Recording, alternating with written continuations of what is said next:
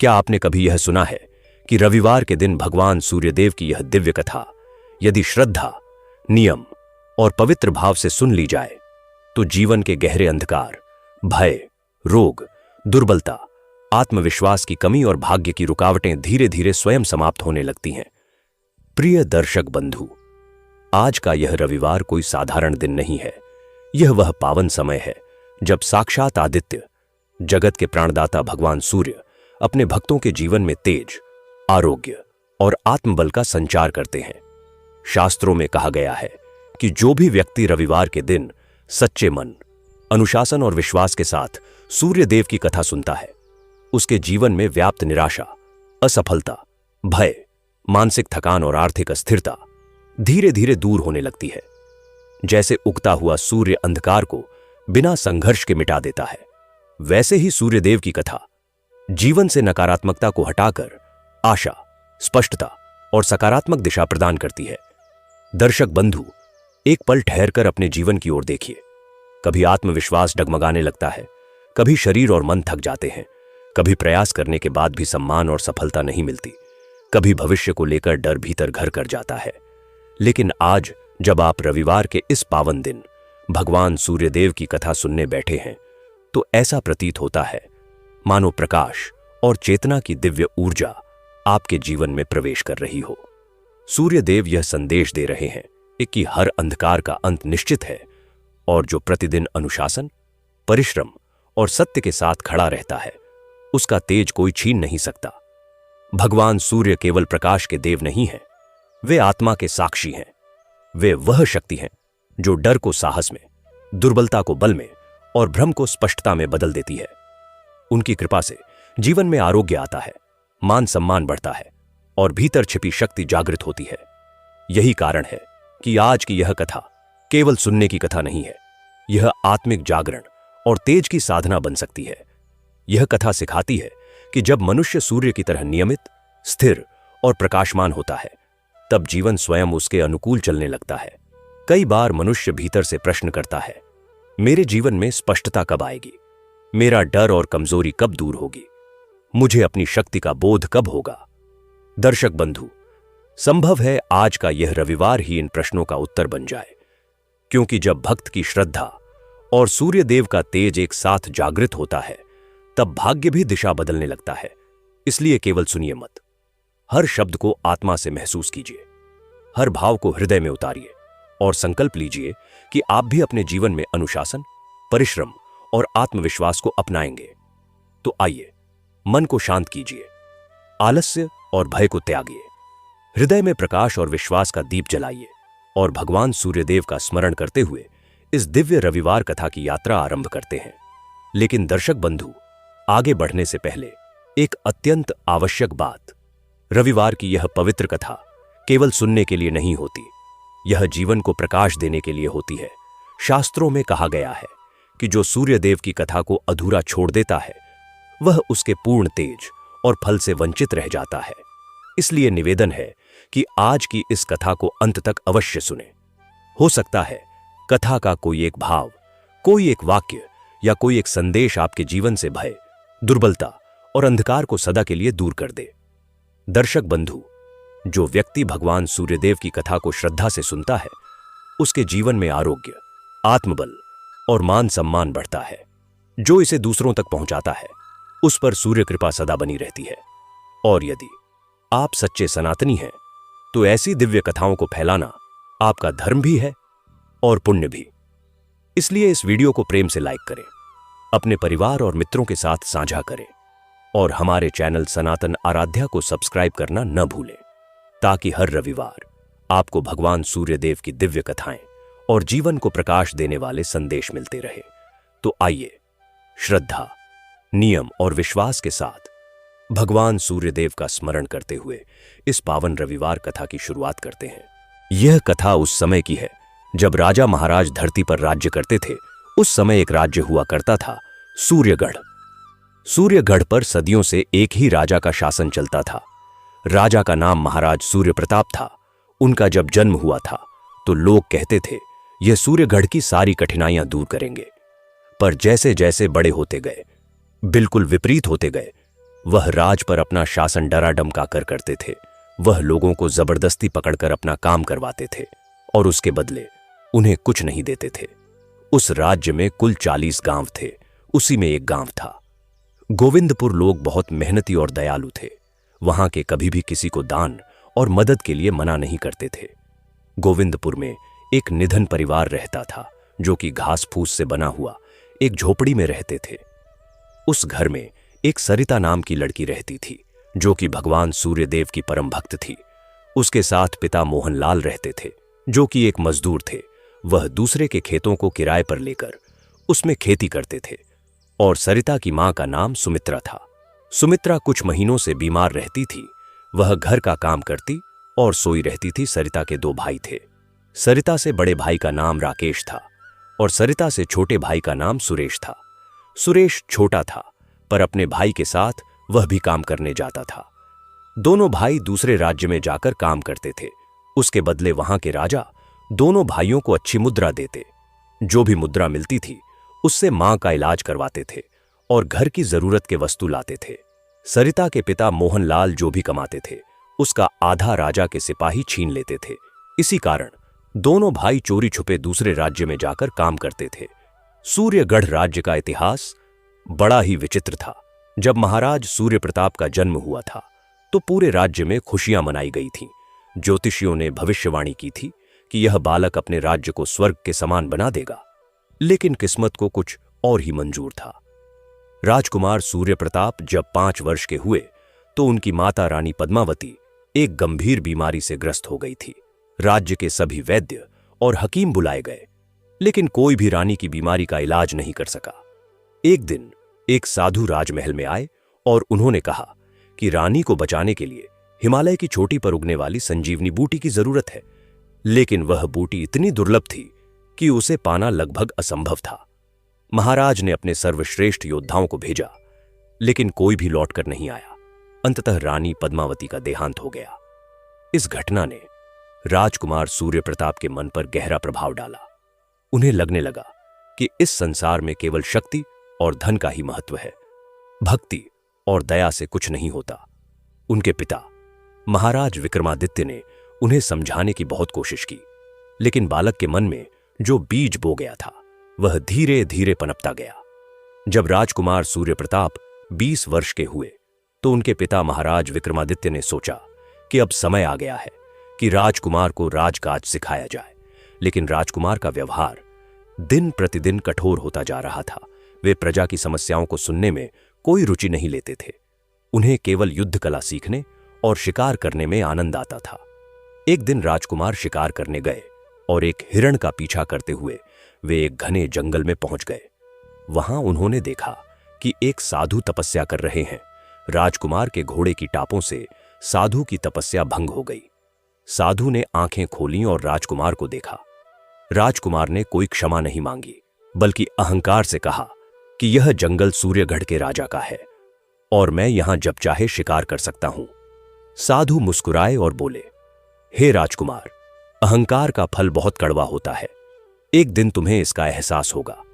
राजकुमार को साधु की बात बुरी लगी और उन्होंने अपने सिपाहियों को आदेश दिया कि इस साधु को यहां से भगा दो।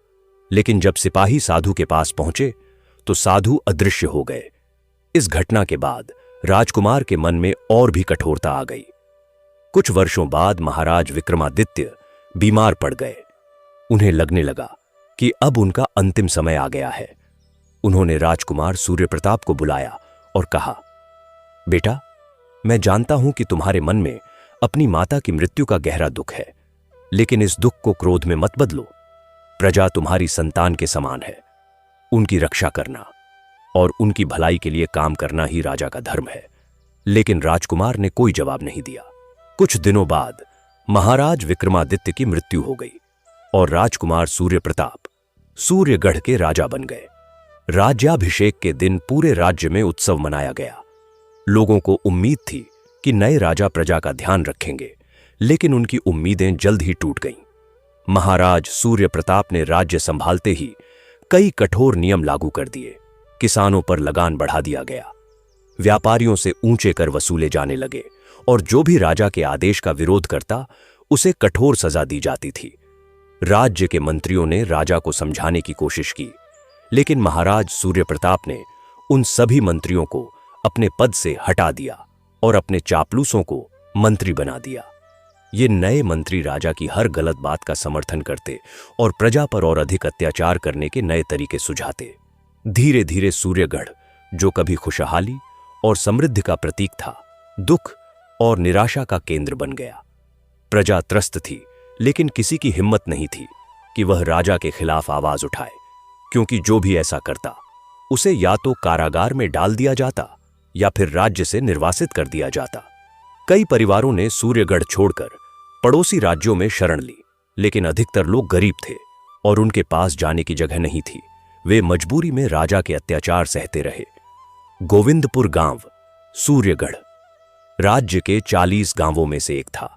यह गांव राजधानी से लगभग 30 कोस दूर था। गोविंदपुर के लोग बहुत ही सरल और मेहनती थे। वे सुबह से शाम तक अपने खेतों में काम करते और शाम को गांव के मंदिर में इकट्ठा होकर भगवान की आरती करते। गोविंदपुर में एक बहुत पुराना सूर्य मंदिर था, जिसे गांव के पूर्वजों ने सैकड़ों साल पहले बनवाया था। कहा जाता था कि इस मंदिर में स्थापित सूर्यदेव की मूर्ति बहुत चमत्कारी है और जो भी सच्चे मन से भगवान सूर्यदेव की आराधना करता है, उसकी सभी मनोकामनाएं पूर्ण होती हैं। गोविंदपुर के लोग इस मंदिर की नियमित रूप से सफाई करते और रोज सुबह शाम आरती करते थे। यह मंदिर गांव के केंद्र में स्थित था और इसके चारों ओर पीपल और बरगद के विशाल वृक्ष थे, जिनकी छाया में गांव के बुजुर्ग बैठकर अपने अनुभव और कहानियां साझा करते थे। गोविंदपुर में ही मोहनलाल का परिवार रहता था। मोहनलाल एक साधारण किसान थे, लेकिन उनके पास अपनी कोई जमीन नहीं थी। वे गांव के जमींदार की जमीन किराए पर लेकर खेती करते थे। जो भी फसल होती, उसका आधा हिस्सा जमींदार को देना पड़ता और बाकी में से राजा का लगान चुकाना पड़ता। जो कुछ बचता, उससे परिवार का गुजारा मुश्किल से होता था। लेकिन मोहनलाल कभी निराश नहीं होते थे। वे भगवान पर पूरा भरोसा रखते थे और कहते थे कि भगवान सूर्यदेव की कृपा से सब ठीक हो जाएगा। मोहनलाल की पत्नी सुमित्रा एक सुशील और धार्मिक महिला थीं। वह हमेशा घर के काम करती रहती और भगवान का नाम जपती रहती। लेकिन पिछले कुछ महीनों से सुमित्रा की तबीयत खराब रहने लगी थी। उसे बुखार रहता और शरीर में दर्द होता।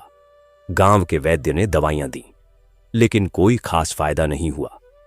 मोहनलाल चिंतित थे, लेकिन उनके पास इतने पैसे नहीं थे कि वे शहर में किसी बड़े वैद्य को दिखा सकें।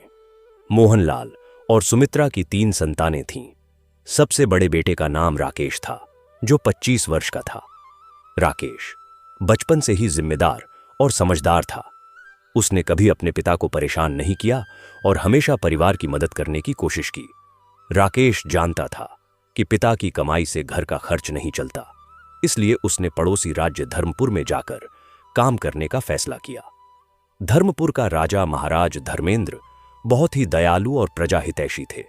वे अपने राज्य में आने वाले मजदूरों को अच्छी मजदूरी देते थे। राकेश वहां एक व्यापारी की दुकान पर काम करने लगा। व्यापारी राकेश की मेहनत और ईमानदारी से बहुत प्रसन्न था और उसे अच्छी मजदूरी देता था। राकेश जो भी पैसे कमाता, उसे घर भेज देता, जिससे मां का इलाज हो सके और घर का खर्च चल सके। दूसरी संतान सरिता थी, जो 20 वर्ष की थी। सरिता बचपन से ही बहुत भक्तिमय थी। जब वह 5 साल की थी, तभी से उसे भगवान सूर्यदेव से विशेष लगाव था। गांव के बुजुर्ग कहते थे कि सरिता का जन्म रविवार के दिन सूर्योदय के समय हुआ था और जब वह पैदा हुई थी तो उसके चेहरे पर एक अलौकिक चमक थी। सरिता रोज सुबह सूरज उगने से पहले उठ जाती और नदी में नहाने चली जाती। नहाने के बाद वह एक तांबे के लोटे में गंगाजल भरकर सूर्यदेव को अर्घ्य देती और भगवान के सामने बैठकर सूर्य चालीसा का पाठ करती। सरिता की आवाज बहुत मधुर थी और जब वह भजन गाती तो ऐसा लगता जैसे साक्षात देवी गा रही हों। गांव के लोग कहते थे कि सरिता में कुछ खास बात है। वह साधारण लड़की नहीं है। सरिता बहुत ही सरल स्वभाव की थी। वह किसी से झूठ नहीं बोलती और ना ही किसी का बुरा करती। उसका मानना था कि भगवान सूर्यदेव सबको समान रूप से प्रकाश देते हैं, तो वह हमें भी सबके साथ समान व्यवहार करना चाहिए। सरिता जब भी किसी जरूरतमंद को देखती तो उसकी मदद जरूर करती, चाहे उसके पास खुद कितना ही कम क्यों ना हो। सबसे छोटा बेटा सुरेश था, जो 15 वर्ष का था। सुरेश भी अपने बड़े भाई राकेश की तरह मेहनती था। हालांकि वह उम्र में छोटा था, लेकिन समझदारी में बड़ों से कम नहीं था। सुरेश ने देखा कि बड़े भाई राकेश अकेले धर्मपुर जाकर काम करते हैं और पूरे परिवार का बोझ उठाते हैं, तो उसने भी फैसला किया कि वह भी भाई के साथ जाएगा और काम करेगा। पहले तो मोहनलाल और सुमित्रा ने मना किया कि तुम अभी छोटे हो, लेकिन सुरेश ने जिद पकड़ ली और कहा कि मैं भी परिवार के लिए कुछ करना चाहता हूं। आखिरकार राकेश और सुरेश दोनों धर्मपुर जाने लगे। वहां दोनों भाई एक साथ काम करते। राकेश बड़ा था, इसलिए वह सुरेश का पूरा ध्यान रखता और उसे किसी भी मुसीबत से बचाता। दोनों भाई जो भी कमाते उसे इकट्ठा करके महीने के अंत में घर लाते और मां के इलाज में खर्च करते। महाराज सूर्य प्रताप ने राज्य में नियम बनाया था कि कोई भी प्रजा बिना राजा की अनुमति के दूसरे राज्य में काम करने नहीं जा सकता, और अगर कोई जाता भी है तो उसे राजा को अपनी कमाई का आधा हिस्सा देना होगा। यह नियम बहुत ही क्रूर था, क्योंकि गरीब लोग अपने राज्य में काम नहीं पा रहे थे, और जब वे दूसरे राज्य में जाकर काम करते तो उनकी मेहनत की कमाई का आधा राजा छीन लेता। राजा ने गांव-गांव में अपने सिपाही तैनात कर दिए थे, जो लोगों पर नजर रखते थे, और जो भी दूसरे राज्य से आता उससे जबरदस्ती पैसे वसूलते। मोहनलाल भी इस नियम से परेशान थे। वे जो थोड़ी बहुत खेती से कमाते उसका आधा हिस्सा राजा के सिपाहियों को ले जाते। इसलिए राकेश और सुरेश ने फैसला किया कि वे चोरी छुपे राज्य की सीमा पार करेंगे और राजा के सिपाहियों को पता नहीं चलने देंगे। शुरू में तो उनकी योजना सफल रही। वे रात के अंधेरे में जंगल के रास्ते से राज्य की सीमा पार करते और धर्मपुर पहुंच जाते, लेकिन किस्मत को कुछ और ही मंजूर था। सरिता का दिन बहुत व्यस्त रहता था। वह सुबह 4 बजे उठ जाती और नदी में नहाने चली जाती। गोविंदपुर के पास एक छोटी सी नदी बहती थी, जिसे गोमती कहते थे। गोमती नदी का पानी बहुत स्वच्छ और पवित्र था। सरिता वहां नहाती और भगवान सूर्यदेव का ध्यान करती। फिर वह तांबे के लोटे में गंगाजल भरकर सूर्योदय की प्रतीक्षा करती। जैसे ही सूरज की पहली किरण निकलती, सरिता दोनों हाथ जोड़कर भगवान सूर्यदेव को प्रणाम करती और उन्हें जल अर्पित करती।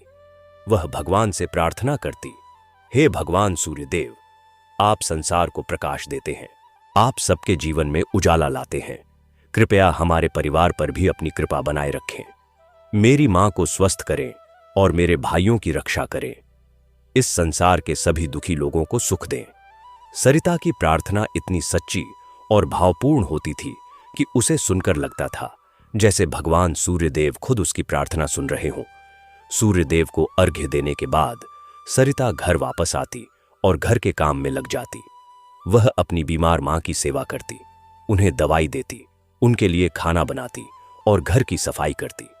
दोपहर में वह गांव के मंदिर में जाती और वहां सफाई करती, भगवान की मूर्ति को फूल चढ़ाती और आरती करती। शाम को फिर से सूर्यास्त के समय वह नदी किनारे जाती और भगवान सूर्यदेव को प्रणाम करती।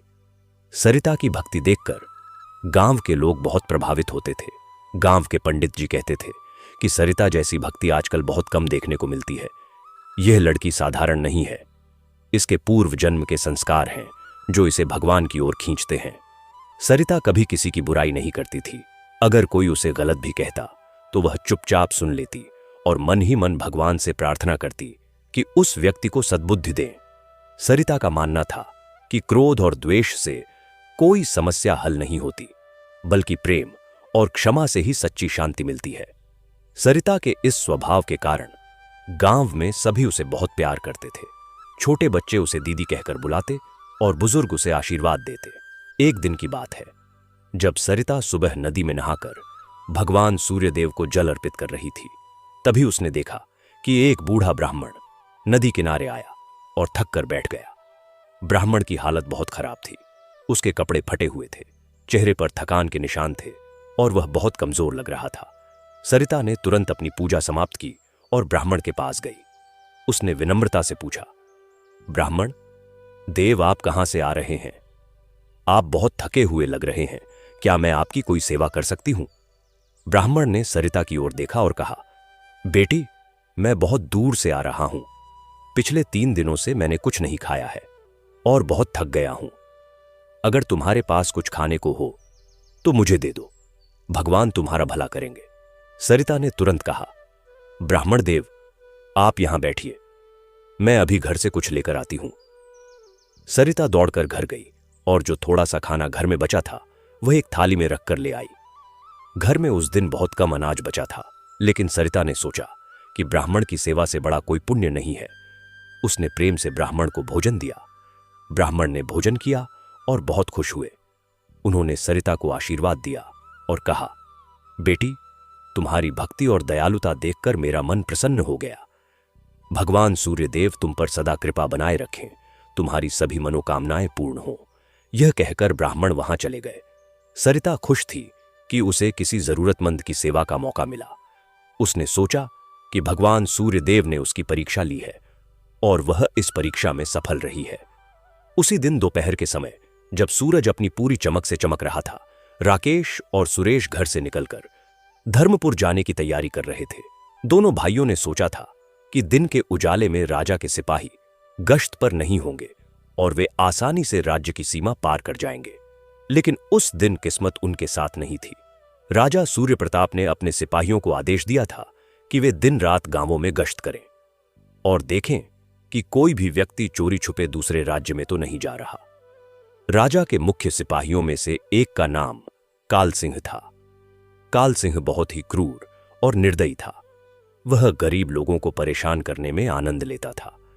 उसकी आंखें हमेशा इस तलाश में रहती थीं कि किसे परेशान किया जाए और राजा के सामने अपनी वफादारी साबित की जाए।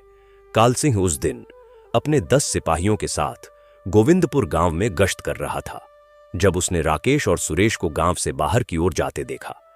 काल सिंह को शक हुआ और उसने अपने सिपाहियों से कहा कि इन दोनों का पीछा करो, देखो ये कहां जा रहे हैं। राकेश और सुरेश बिना किसी शक के आगे बढ़ते जा रहे थे। उन्हें नहीं पता था कि काल सिंह और उसके सिपाही उनका पीछा कर रहे हैं। जब दोनों भाई गांव की सीमा से बाहर निकले और जंगल के रास्ते पर चलने लगे, तभी अचानक काल सिंह और उसके सिपाहियों ने उन्हें घेर लिया। काल सिंह ने गरजते हुए कहा, रुको, तुम दोनों कहां जा रहे हो? राकेश और सुरेश डर गए, लेकिन राकेश ने हिम्मत करके कहा, हम धर्मपुर जा रहे हैं काम करने। काल सिंह ने व्यंग्य से मुस्कुराते हुए कहा, काम करने जा रहे हो? क्या तुम्हें राजा का आदेश नहीं पता कि बिना अनुमति के कोई भी दूसरे राज्य में काम करने नहीं जा सकता, और अगर जाता है तो उसे अपनी कमाई का आधा हिस्सा राजा को देना होगा। राकेश ने विनम्रता से कहा, सिपाही जी, हमारे पास देने के लिए कुछ नहीं है। हमारी मां बीमार हैं, हम उनके इलाज के लिए पैसे कमाने जा रहे हैं, कृपया हमें जाने दीजिए। लेकिन काल सिंह को दया नाम की कोई चीज नहीं थी। उसने गुस्से से कहा, मुझे तुम्हारी कहानियों में कोई दिलचस्पी नहीं है। तुमने राजा के आदेश का उल्लंघन किया है, इसलिए तुम दोनों को राज दरबार ले जाया जाएगा और वहां तुम्हें सजा दी जाएगी। यह कहकर काल सिंह ने अपने सिपाहियों को आदेश दिया कि इन दोनों को बांधकर राजधानी ले चलो। सुरेश रोने लगा और राकेश से चिपक गया। राकेश ने हिम्मत से काम लिया और अपने छोटे भाई को समझाया कि घबराओ मत, सब ठीक हो जाएगा, भगवान हमारी मदद करेंगे। लेकिन मन ही मन राकेश भी डरा हुआ था, क्योंकि उसने सुना था कि महाराज सूर्य प्रताप बहुत क्रूर हैं और जो भी उनके सामने अपराधी के रूप में पेश होता है उसे कठोर सजा मिलती है।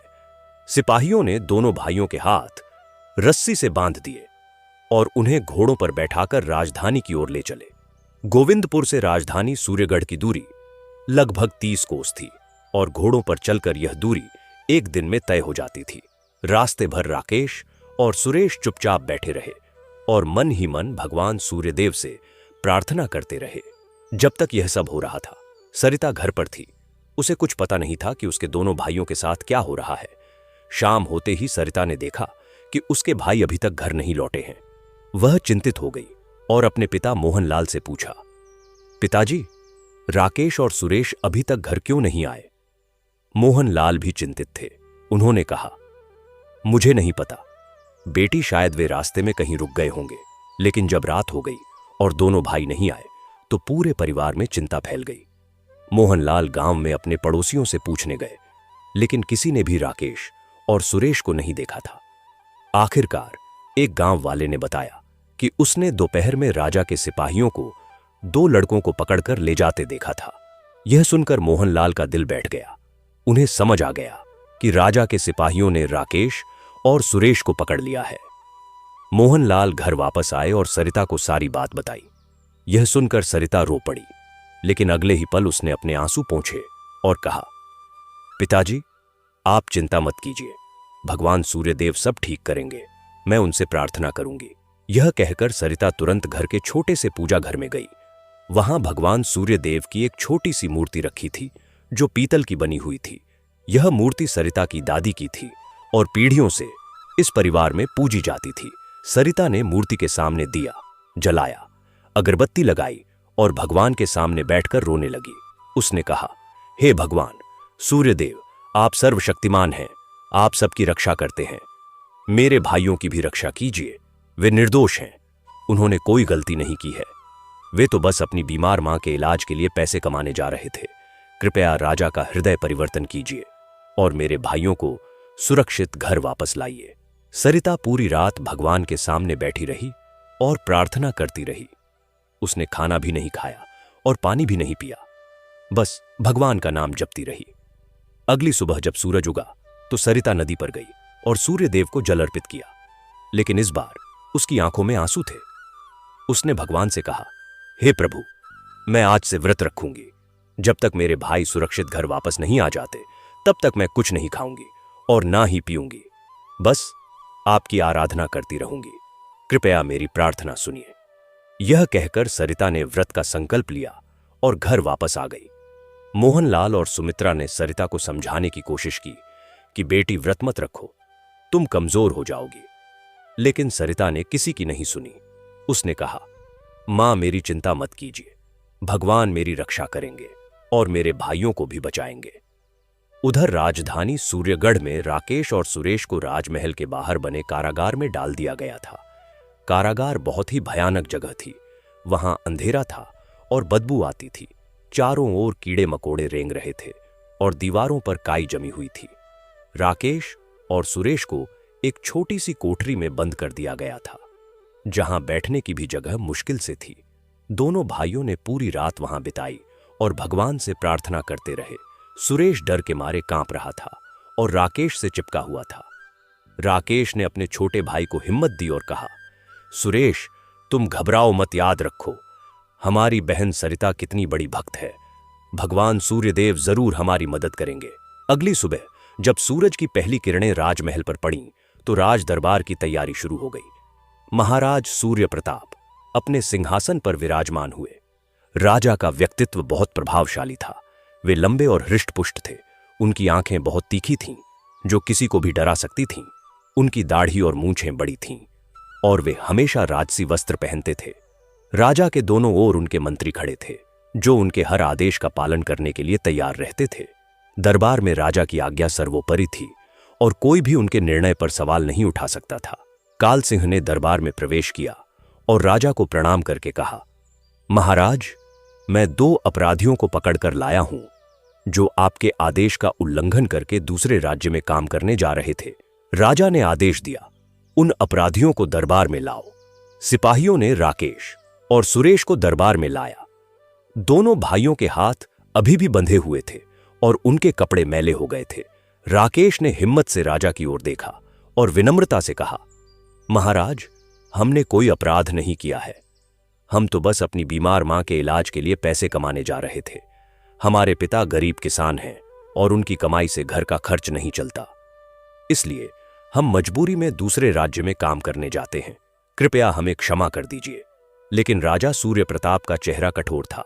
उन्होंने गुस्से से कहा, तुमने मेरे आदेश का उल्लंघन किया है, यह अपराध है और अपराध की सजा मिलनी चाहिए। मुझे तुम्हारी गरीबी और बीमारी से कोई मतलब नहीं है। नियम नियम है और उसका पालन करना जरूरी है। राजा ने अपने मंत्रियों की ओर देखा और पूछा, इन अपराधियों को क्या सजा दी जाए? राजा के मुख्यमंत्री का नाम दुर्जन सिंह था। दुर्जन सिंह राजा से भी ज्यादा क्रूर था। वह हमेशा ऐसे सुझाव देता था जिससे प्रजा को और अधिक कष्ट हो और राजा का खजाना भरता रहे। दुर्जन सिंह ने कहा, महाराज, मेरा सुझाव है कि इन दोनों को 100 कोड़ों की सजा दी जाए और फिर इन्हें आजीवन कारावास में डाल दिया जाए। इससे दूसरे लोगों को भी सबक मिलेगा कि राजा के आदेश का उल्लंघन करने का क्या परिणाम होता है। राजा ने दुर्जन सिंह के सुझाव को सुना और सिर हिलाया। उन्होंने कहा, ठीक है, इन दोनों को 100 कोड़े लगाए जाएं और फिर इन्हें कारागार में डाल दिया जाए। यह सुनकर सुरेश जोर जोर से रोने लगा और राकेश ने भी अपना सिर झुका लिया। दोनों भाइयों को लगा कि अब सब खत्म हो गया है, लेकिन उसी समय दरबार में एक बूढ़े सेवक ने हिम्मत करके कहा, महाराज, क्या मैं कुछ कह सकता हूं? यह सेवक राजमहल में पिछले 40 वर्षों से काम कर रहा था। उसका नाम रामदीन था। रामदीन ने राजा के पिता महाराज विक्रमादित्य के समय से सेवा की थी और वह एक ईमानदार और सच्चा इंसान था। रामदीन ने देखा था कि महाराज सूर्य प्रताप कैसे धीरे धीरे क्रूर होते गए हैं और उसे यह सब अच्छा नहीं लगता था, लेकिन वह एक साधारण सेवक था, इसलिए कभी कुछ नहीं बोल पाता था। आज जब उसने 2 मासूम लड़कों को इतनी कठोर सजा मिलते देखा तो उससे रहा नहीं गया और उसने बोलने की हिम्मत की। राजा ने गुस्से से रामदीन की ओर देखा और कहा, तुम्हारी हिम्मत कैसे हुई बिना अनुमति के बोलने की? लेकिन रामदीन ने हाथ जोड़कर कहा, महाराज, मैं आपका विश्वासपात्र सेवक हूं और आपके पिता की सेवा भी की है, इसलिए मुझे कुछ कहने की अनुमति दीजिए। राजा ने झुंझलाते हुए कहा, ठीक है, बोलो जल्दी से। रामदीन ने कहा, महाराज, ये दोनों लड़के मासूम हैं, ये अपराधी नहीं हैं, इनकी मां बीमार है और ये बस उसके इलाज के लिए पैसे कमाना चाहते हैं। क्या यह अपराध है कि कोई अपनी मां की सेवा करना चाहे? महाराज, आपके पिता महाराज विक्रमादित्य बहुत दयालु थे। वे कभी भी किसी निर्दोष को सजा नहीं देते थे। आप भी अपने पिता की तरह दयालु बनिए और इन लड़कों को माफ कर दीजिए। रामदीन की बात सुनकर पूरे दरबार में सन्नाटा छा गया। सभी मंत्री और सिपाही हैरान थे कि एक साधारण सेवक ने राजा के सामने इतनी हिम्मत से बात कैसे कह दी। राजा सूर्य प्रताप का चेहरा गुस्से से लाल हो गया। उन्होंने गरजते हुए कहा, तुम्हारी हिम्मत कैसे हुई मुझे उपदेश देने की? तुम एक साधारण सेवक हो और मुझे बता रहे हो कि मुझे क्या करना चाहिए। मेरे पिता की बात मत करो। मैं अपने पिता से अलग हूं और मेरे अपने नियम हैं। सिपाहियों, इस बूढ़े को भी पकड़ लो और इसे भी कारागार में डाल दो। यह सुनकर सिपाही रामदीन को पकड़ने के लिए आगे बढ़े, लेकिन रामदीन ने हार नहीं मानी। उसने फिर से कहा, महाराज, आप गुस्से में हैं, लेकिन याद रखिए कि क्रोध में लिए गए निर्णय हमेशा गलत होते हैं। आप शांत मन से सोचिए। लेकिन राजा ने रामदीन की एक ना सुनी और आदेश दिया कि राकेश, सुरेश और रामदीन तीनों को कारागार में डाल दिया जाए और कल सुबह तीनों को 100 कोड़े लगाए जाएं। सिपाहियों ने तीनों को पकड़कर कारागार में ले गए और एक अंधेरी कोठरी में बंद कर दिया। राकेश और सुरेश रो रहे थे और रामदीन चुपचाप बैठा हुआ था। रामदीन ने दोनों भाइयों को देखा और कहा, बेटा घबराओ मत, भगवान सबका भला करते हैं, वे हमारी मदद जरूर करेंगे। राकेश ने पूछा, लेकिन चाचा जी, अब तो कल हमें 100 कोड़े लगेंगे, हम कैसे बचेंगे? रामदीन ने कहा, बेटा भगवान पर विश्वास रखो और प्रार्थना करो। भगवान सूर्य देव बहुत दयालु हैं, वे अपने भक्तों की रक्षा करते हैं। तुम लोग भगवान का नाम जपो, सब ठीक हो जाएगा। उधर गोविंदपुर में सरिता अपने व्रत को जारी रखे हुए थी। उसने 2 दिन से कुछ नहीं खाया था और ना ही पानी पिया था। वह पूरे दिन भगवान सूर्यदेव के सामने बैठी रहती और प्रार्थना करती रहती। सरिता का शरीर कमजोर होने लगा था, उसका चेहरा पीला पड़ गया था और वह चलने में भी लड़खड़ाने लगी थी, लेकिन उसका मन मजबूत था और उसकी भक्ति में कोई कमी नहीं आई थी। मोहनलाल और सुमित्रा बहुत चिंतित थे। उन्होंने सरिता को बहुत समझाया कि बेटी कम से कम पानी तो पी लो, लेकिन सरिता ने मना कर दिया। उसने कहा, मां, जब तक भगवान मेरे भाइयों को वापस नहीं लाते तब तक मैं कुछ नहीं लूंगी। गांव के लोग भी सरिता की भक्ति देखकर हैरान थे। कुछ लोग कहते थे कि यह लड़की पागल हो गई है, लेकिन जो लोग सरिता को अच्छे से जानते थे वे कहते थे कि सरिता की भक्ति सच्ची है, भगवान जरूर उसकी सुनेंगे। तीसरे दिन सरिता की हालत और खराब हो गई थी। वह बिस्तर से उठ भी नहीं पा रही थी, लेकिन फिर भी उसने अपनी प्रार्थना नहीं छोड़ी। उसने भगवान सूर्यदेव की मूर्ति को अपने पास रख लिया और लेटे लेटे ही भगवान का नाम जपने लगी।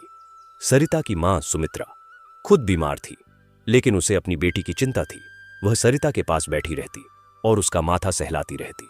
सुमित्रा ने कहा, बेटी तुम ऐसे अपनी जान खतरे में मत डालो, तुम्हारे बिना हम कैसे रहेंगे? सरिता ने कमजोर आवाज में कहा, मां आप चिंता मत करो, भगवान मेरी रक्षा करेंगे और मेरे भाइयों को भी बचाएंगे। मुझे भगवान पर पूरा विश्वास है। यह कहकर सरिता ने फिर से अपनी आंखें बंद कर लीं और भगवान का नाम जपने लगी। उसी रात जब पूरा गांव सो गया था, सरिता को एक सपना आया। सपने में उसने देखा कि भगवान सूर्यदेव उसके सामने खड़े हैं। भगवान बहुत ही तेजस्वी और दिव्य लग रहे थे। उनके चारों ओर सुनहरी रोशनी फैली हुई थी। भगवान ने सरिता को देखा और मुस्कुराते हुए कहा, बेटी, तुम्हारी भक्ति और समर्पण देखकर मैं बहुत प्रसन्न हूं। तुमने अपनी जान की परवाह किए बिना अपने भाइयों के लिए व्रत रखा है। यह सच्ची भक्ति का प्रमाण है। मैं तुम्हारी प्रार्थना सुनूंगा और तुम्हारे भाइयों की रक्षा करूंगा, लेकिन इसके लिए तुम्हें एक काम करना होगा।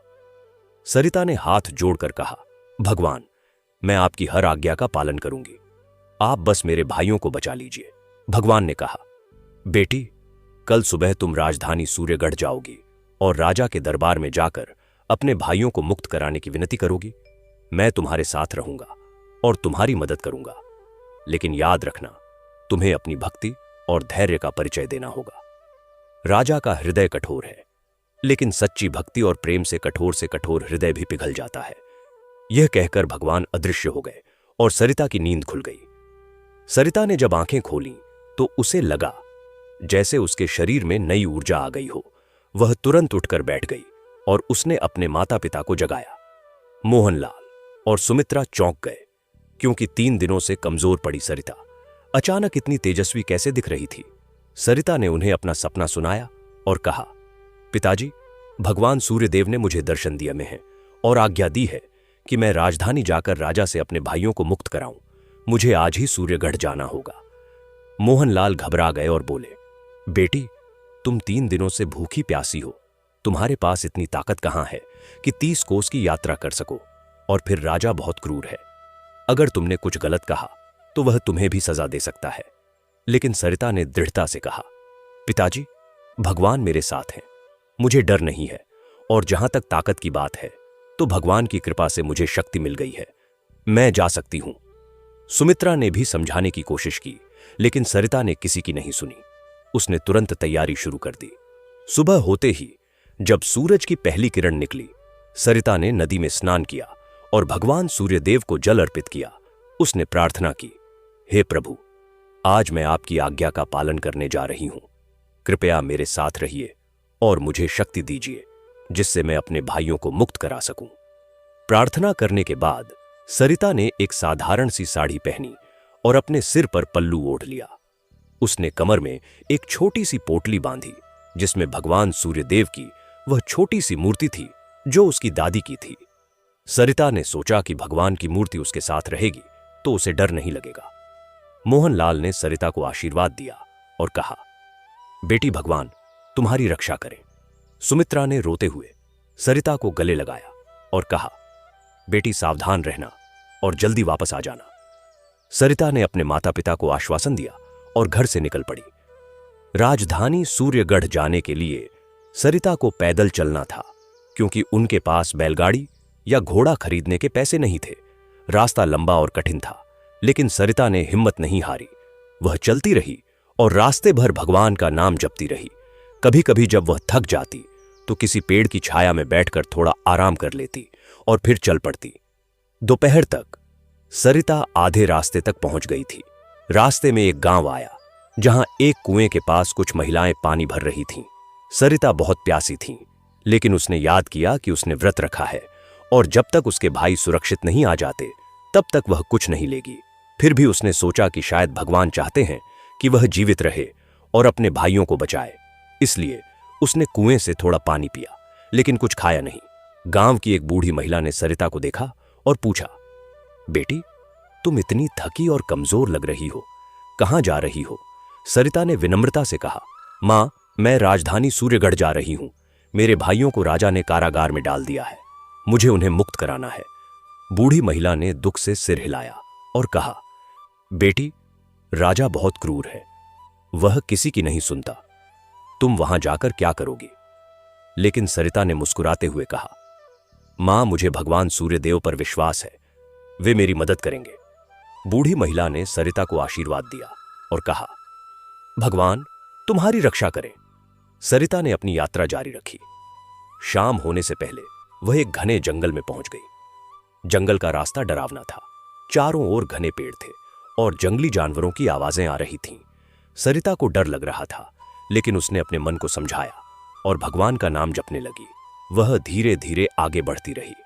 अचानक उसे सामने से कुछ डाकुओं के आने की आवाज सुनाई दी। सरिता घबरा गई और एक पेड़ के पीछे छिप गई। डाकुओं की संख्या 5 थी और वे किसी व्यापारी को लूटने की योजना बना रहे थे। सरिता ने सोचा कि अगर डाकुओं ने उसे देख लिया तो बहुत मुसीबत हो जाएगी। उसने भगवान से प्रार्थना की, हे प्रभु, मेरी रक्षा कीजिए और इन डाकुओं को यहां से दूर ले जाइए। उसी समय अचानक जंगल में एक तेज रोशनी फैल गई और एक जोरदार आवाज गूंजी। डाकू डर गए और वहां से भाग खड़े हुए। सरिता ने समझ लिया कि यह भगवान सूर्यदेव का चमत्कार था। उसने भगवान को धन्यवाद दिया और आगे बढ़ गई। रात होने से पहले सरिता राजधानी सूर्यगढ़ के पास पहुंच गई थी, लेकिन राजधानी के द्वार रात में बंद हो जाते थे। इसलिए सरिता ने सोचा कि वह रात एक पेड़ के नीचे बिताएगी और सुबह होते ही राजमहल जाएगी। उसने एक बरगद के पेड़ के नीचे जगह बनाई और वहां बैठ गई। रात का समय बहुत ठंडा था और सरिता को ठंड लग रही थी, लेकिन उसके पास कोई कंबल या शाल नहीं थी। वह ठंड से कांप रही थी। तभी अचानक उसे लगा जैसे किसी ने उसके ऊपर एक गर्म शाल डाल दी हो। सरिता ने आंखें खोलीं, लेकिन वहां कोई नहीं था। उसे समझ आ गया कि यह फिर से भगवान की कृपा थी। उसने आभार व्यक्त किया और उस गर्माहट में सो गई। अगली सुबह जब सूरज उगा तो सरिता उठ गई और उसने फिर से भगवान सूर्यदेव को जल अर्पित किया। राजधानी के द्वार खुल गए थे और लोग अपने अपने कामों पर जाने लगे थे। सरिता ने राजमहल का रास्ता पूछा और वहां की ओर चल पड़ी। राजमहल बहुत विशाल और भव्य था। उसके चारों ओर ऊंची दीवारें थीं और मुख्य द्वार पर सिपाही पहरा दे रहे थे। सरिता मुख्य द्वार पर पहुंची और सिपाहियों से कहा, मुझे राजा से मिलना है। लेकिन सिपाहियों ने उसे रोक दिया और कहा, राजा से कोई भी नहीं मिल सकता। तुम कौन हो और क्यों मिलना चाहती हो? सरिता ने कहा, मेरा नाम सरिता है और मेरे 2 भाई राजा ने कारागार में डाल दिए हैं। मुझे राजा से अपने भाइयों को मुक्त कराने की विनती करनी है। सिपाहियों ने हंसते हुए कहा, राजा, तुम जैसी साधारण लड़की से क्यों मिलेंगे? तुम यहां से चली जाओ, नहीं तो हम तुम्हें भी कारागार में डाल देंगे। लेकिन सरिता ने हार नहीं मानी। उसने फिर से विनती की, कृपया मुझे राजा से मिलने दीजिए, मैं बहुत दूर से आई हूं। सिपाहियों ने उसे धक्का देकर दूर कर दिया।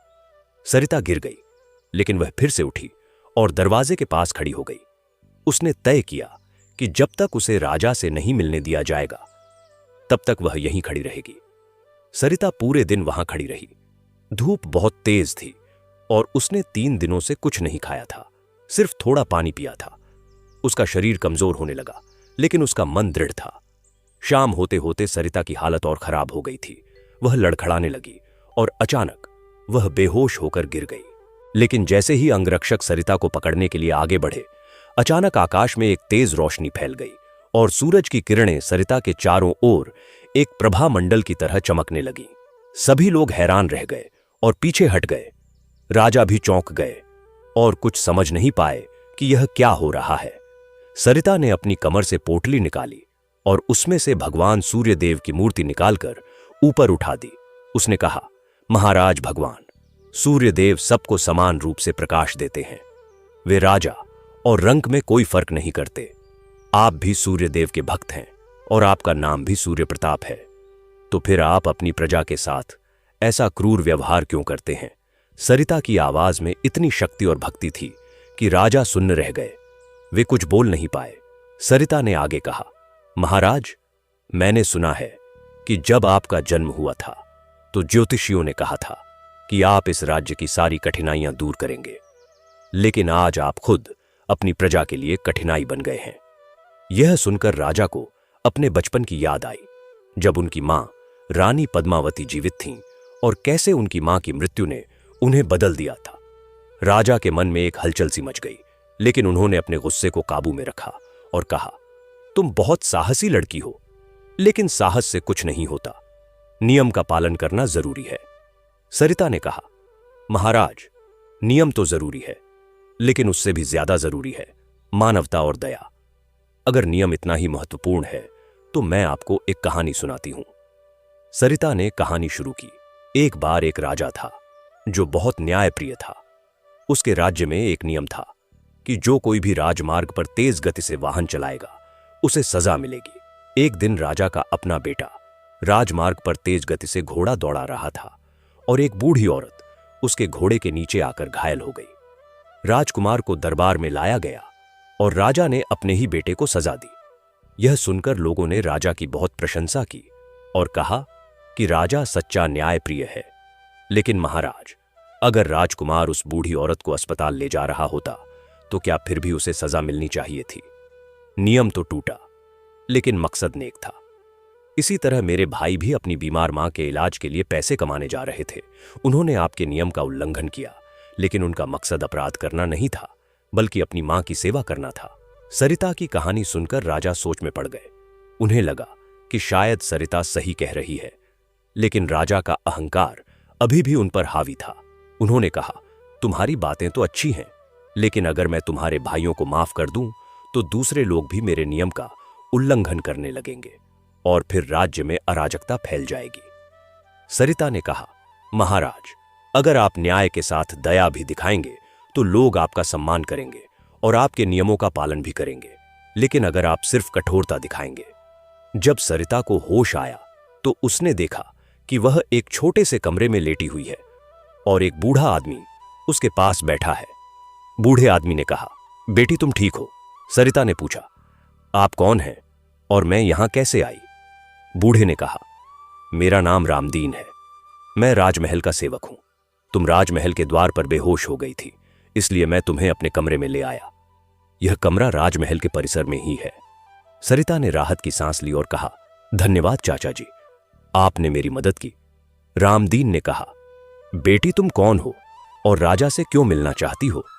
सरिता ने रामदीन को पूरी कहानी सुनाई कि कैसे उसके दोनों भाइयों को कारागार में डाल दिया गया है और कैसे भगवान सूर्यदेव ने उसे दर्शन देकर यहां आने की आज्ञा दी।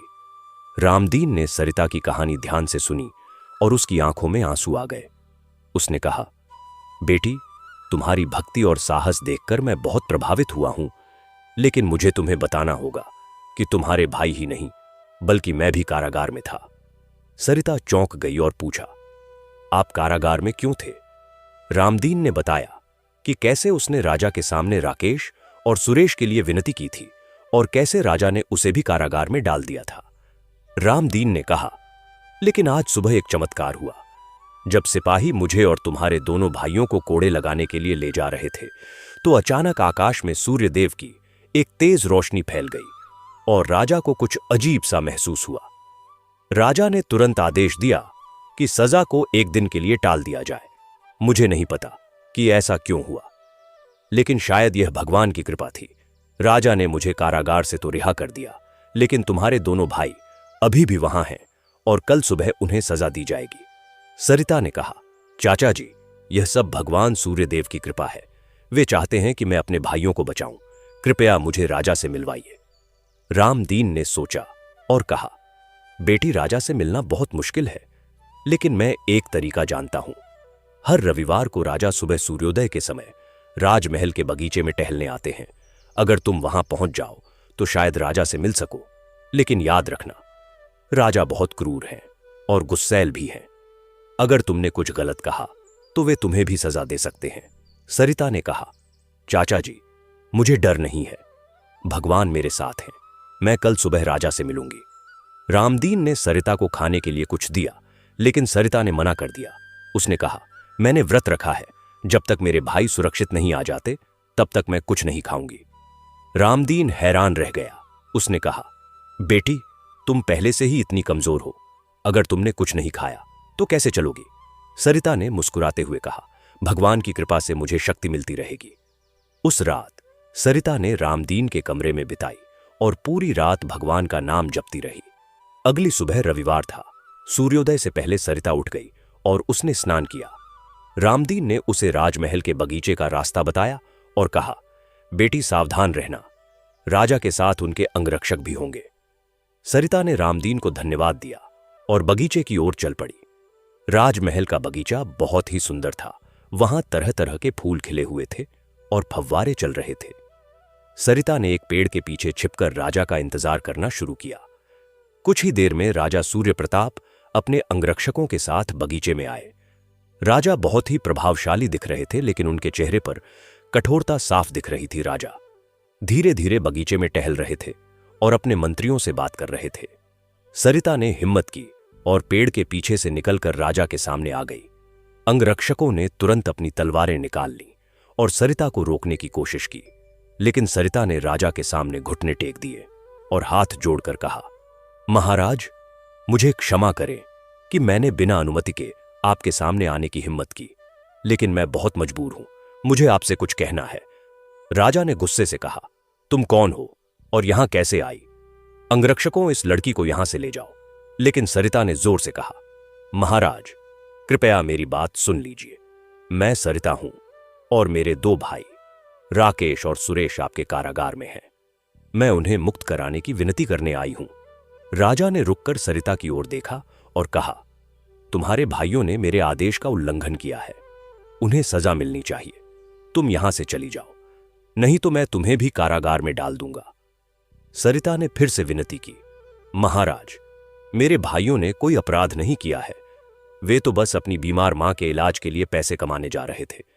हम बहुत गरीब हैं और हमारे पास कोई और रास्ता नहीं था, कृपया उन पर दया कीजिए। राजा ने कहा, मुझे किसी की गरीबी और बीमारी से कोई मतलब नहीं है, नियम नियम है और उसका पालन करना जरूरी है। सरिता ने कहा, महाराज, अगर नियम इतना ही जरूरी है तो क्या नियम इंसानियत से भी बड़ा है? क्या एक राजा का धर्म अपनी प्रजा की रक्षा करना नहीं है? राजा को सरिता की बात बुरी लगी। उन्होंने गुस्से में कहा, तुम्हारी हिम्मत कैसे हुई मुझे उपदेश देने की? तुम एक साधारण गरीब लड़की हो और मुझे बता रही हो कि मेरा धर्म क्या है। अंगरक्षकों, इस लड़की को पकड़ लो। तो लोग डर से आपका पालन करेंगे, लेकिन दिल से नहीं, और डर कर पर बना शासन कभी टिकाऊ नहीं होता। महाराज, आपके पिता महाराज विक्रमादित्य बहुत दयालु थे और प्रजा उन्हें दिल से चाहती थी, क्योंकि वे प्रजा की भलाई के बारे में सोचते थे।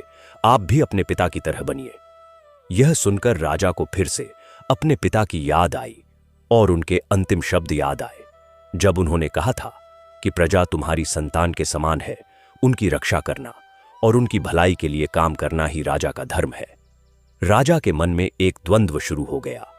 एक ओर उनका अहंकार था और दूसरी ओर उनके पिता की शिक्षाएं। राजा ने सरिता की ओर देखा और कहा, तुम बहुत हिम्मत वाली लड़की हो और तुम्हारी बातों में दम भी है, लेकिन मुझे कैसे पता चले कि तुम सच बोल रही हो? शायद तुम सिर्फ अपने भाइयों को बचाने के लिए यह सब नाटक कर रही हो। सरिता ने कहा, महाराज, मैं कोई नाटक नहीं कर रही हूं। मैं भगवान सूर्यदेव की भक्त हूं और भगवान झूठ नहीं बोलते। अगर आपको मुझ पर विश्वास नहीं है तो आप मेरी परीक्षा ले सकते हैं। राजा को यह बात दिलचस्प लगी। उन्होंने कहा, ठीक है, अगर तुम सच्ची भक्त हो तो मैं तुम्हारी एक परीक्षा लूंगा। अगर तुम इस परीक्षा में सफल रहीं तो मैं तुम्हारे भाइयों को मुक्त कर दूंगा, लेकिन अगर तुम असफल रहीं तो तुम्हें भी तुम्हारे भाइयों के साथ कारागार में डाल दिया जाएगा। सरिता ने बिना किसी डर के कहा, महाराज, मुझे आपकी परीक्षा स्वीकार है। भगवान सूर्यदेव मेरे साथ हैं, मैं किसी भी परीक्षा से नहीं डरती। राजा ने अपने मंत्रियों की ओर देखा और कहा, इस लड़की की परीक्षा कैसे ली जाए? दुर्जन सिंह, जो राजा का मुख्यमंत्री था और बहुत ही चालाक और क्रूर था, आगे आया और बोला, महाराज, मेरे पास एक योजना है। आज रविवार का दिन है और सूर्यदेव का दिन माना जाता है। अगर यह लड़की सच्ची भक्त है तो इसे सूर्यास्त तक बिना पानी पिए धूप में खड़े रहना होगा और पूरे समय भगवान सूर्यदेव का नाम जपना होगा। अगर यह लड़की यह कर सकी तो हम मान लेंगे कि भगवान इसके साथ हैं और इसके भाइयों को मुक्त कर देंगे। राजा को यह योजना पसंद आई। उन्होंने सोचा कि यह लड़की पहले से ही कमजोर है और कई दिनों से भूखी प्यासी है। यह धूप में खड़ी नहीं रह पाएगी और असफल हो जाएगी। राजा ने कहा, ठीक है, यह परीक्षा उचित है। सरिता, क्या तुम यह परीक्षा स्वीकार करती हो? सरिता ने बिना किसी हिचकिचाहट के कहा, हां महाराज, मैं यह परीक्षा स्वीकार करती हूं, लेकिन मेरी एक शर्त है। राजा ने आश्चर्य से पूछा, तुम्हारी शर्त क्या है? सरिता ने कहा, महाराज, अगर मैं इस परीक्षा में सफल हो गई तो आप न केवल मेरे भाइयों को मुक्त करेंगे, बल्कि आप अपने उस नियम को भी बदलेंगे जिसके कारण गरीब लोगों को परेशानी होती है, और आप अपनी प्रजा के प्रति दयालु बनेंगे। राजा को यह शर्त भारी लगी, लेकिन उन्हें विश्वास था कि यह लड़की परीक्षा में असफल हो जाएगी। इसलिए उन्होंने कहा, ठीक है, अगर तुम सफल हो गई तो मैं तुम्हारी शर्त मानूंगा, लेकिन अगर तुम असफल हुई तो तुम्हें और तुम्हारे भाइयों को कठोर सजा मिलेगी। सरिता ने कहा, मुझे मंजूर है। राजा ने आदेश दिया कि सरिता को राजमहल के सामने के मैदान में ले जाया जाए और वहां धूप में खड़ा किया जाए। पूरे राज्य में घोषणा कर दी गई कि आज एक लड़की भगवान सूर्यदेव की परीक्षा देगी और सभी लोग इसे देखने आ सकते हैं। सुनकर राजधानी के लोग उत्सुकता से राजमहल के सामने इकट्ठा होने लगे। कुछ लोग कहते थे कि यह लड़की पागल है, कैसे वह पूरे दिन धूप में खड़ी रह सकती है, वह तो बेहोश हो जाएगी। लेकिन कुछ लोग कहते थे कि शायद इस लड़की में सचमुच कुछ खास बात है, तभी तो उसने इतनी हिम्मत दिखाई है। सरिता को मैदान के बीच में खड़ा किया गया।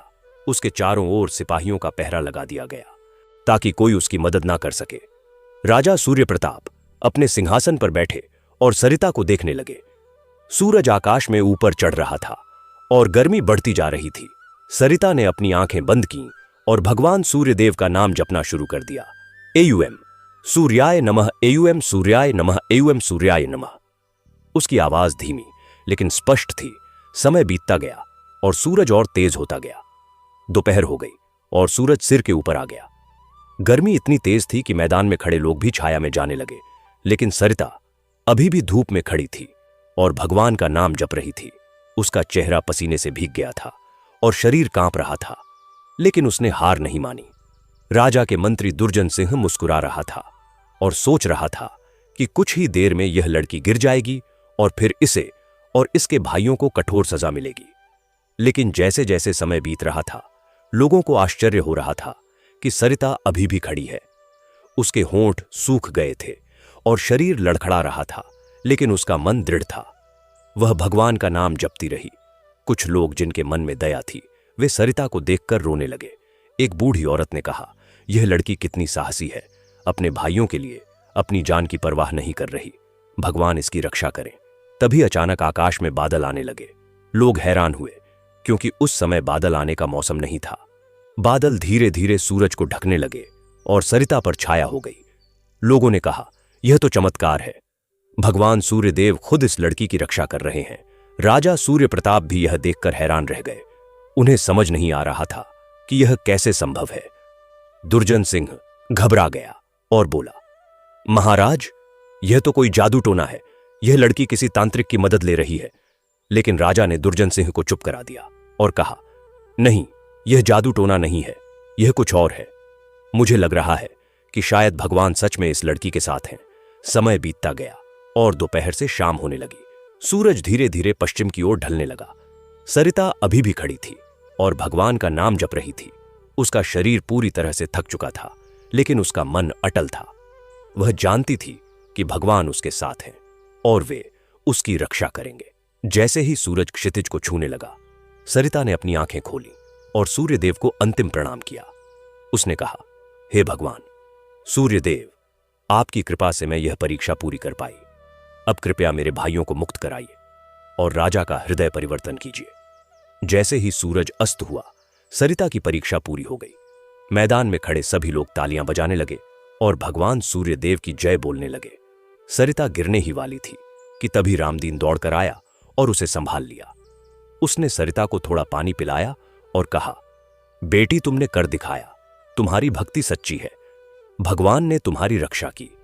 राजा सूर्य प्रताप अपने सिंहासन से उठे और धीरे धीरे सरिता के पास आए। सभी लोग चुप हो गए और देखने लगे कि राजा क्या करेंगे। राजा ने सरिता को देखा और कहा, तुमने परीक्षा में सफलता प्राप्त की है। मुझे स्वीकार करना होगा कि तुम सच्ची भक्त हो और भगवान तुम्हारे साथ हैं। मैं अपना वचन निभाऊंगा। तुम्हारे भाइयों को मुक्त किया जाएगा। राजा ने अपने सिपाहियों को आदेश दिया कि राकेश और सुरेश को तुरंत कारागार से रिहा किया जाए और उन्हें यहां लाया जाए। कुछ ही देर में राकेश और सुरेश को लाया गया। दोनों भाई बहुत कमजोर थे और उनके कपड़े फटे हुए थे, लेकिन जब उन्होंने अपनी बहन सरिता को देखा तो उनकी आंखों में खुशी के आंसू आ गए। राकेश दौड़कर सरिता के पास आया और बोला, सरिता, तुम यहां कैसे? तुमने हमारे लिए इतना कष्ट उठाया। सरिता ने मुस्कुराते हुए कहा, भैया, आप दोनों मेरे भाई हैं मैं आपके लिए कुछ भी कर सकती हूं। भगवान सूर्यदेव की कृपा से सब ठीक हो गया। सुरेश भी रोते हुए सरिता से लिपट गया और बोला, दीदी, आप बहुत महान हैं। आपने हमारी जान बचाई। तीनों भाई बहन एक दूसरे को गले लगाकर रोने लगे। यह दृश्य देखकर मैदान में खड़े सभी लोगों की आंखों में आंसू आ गए।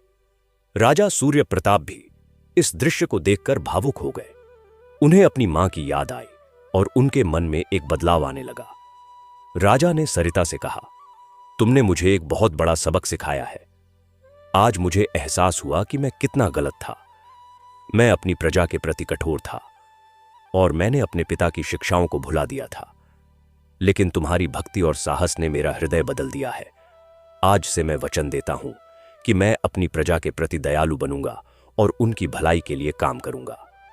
राजा ने घोषणा की कि आज से वह कठोर नियम समाप्त किया जाता है, जिसके कारण लोगों को दूसरे राज्य में काम करने पर अपनी कमाई का आधा हिस्सा देना पड़ता था। और साथ ही राजा ने यह भी घोषणा की कि राज्य में गरीबों की मदद के लिए एक नई योजना शुरू की जाएगी, जिसमें बीमार लोगों का मुफ्त इलाज किया जाएगा और जरूरतमंदों को अनाज दिया जाएगा।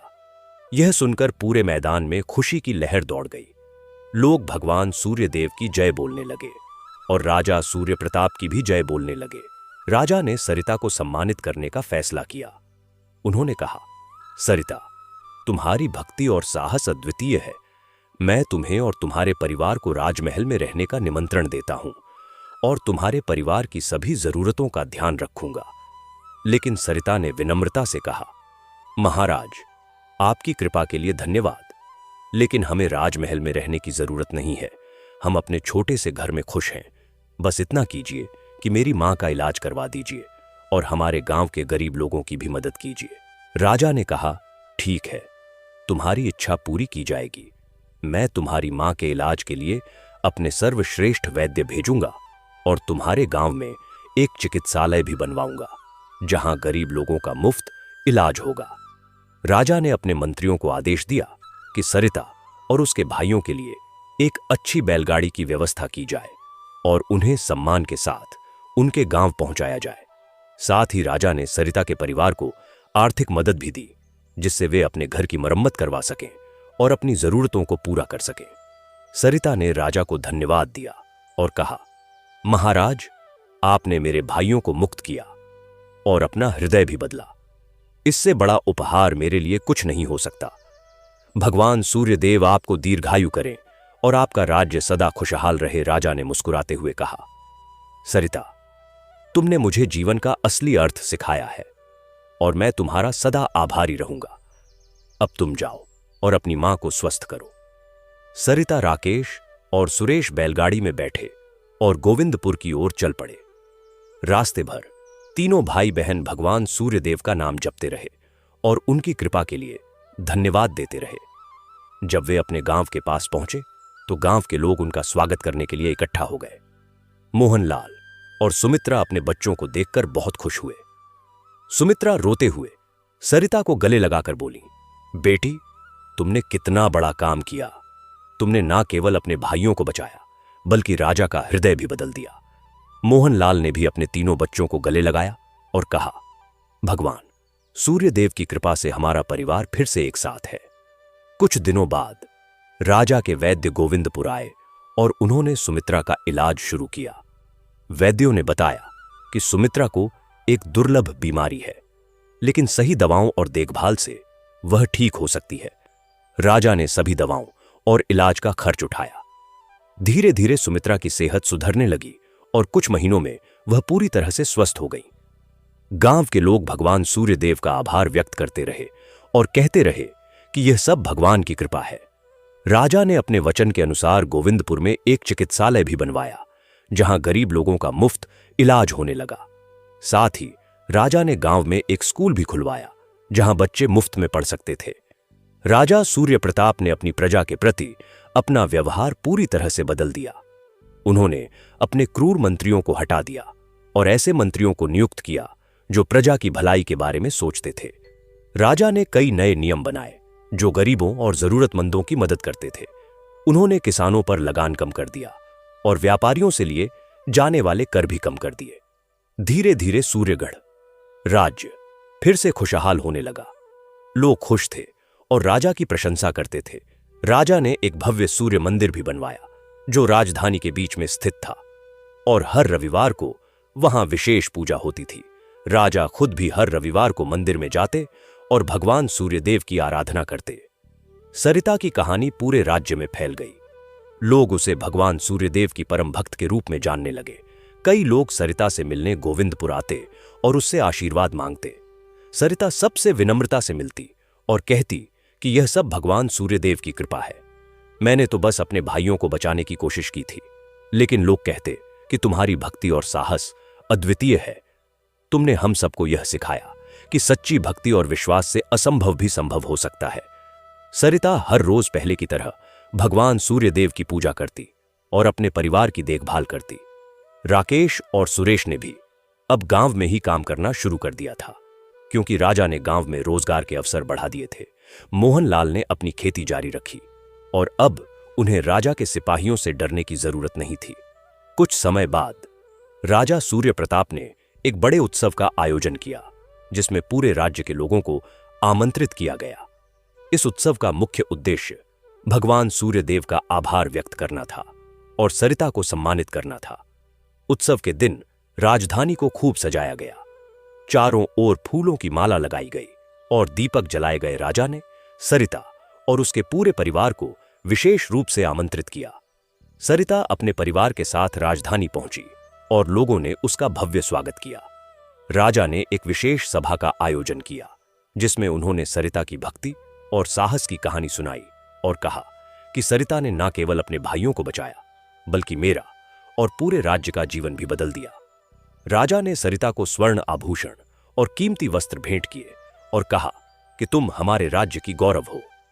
सरिता ने विनम्रता से उपहार स्वीकार किए और कहा, महाराज, यह सब भगवान सूर्यदेव की कृपा है।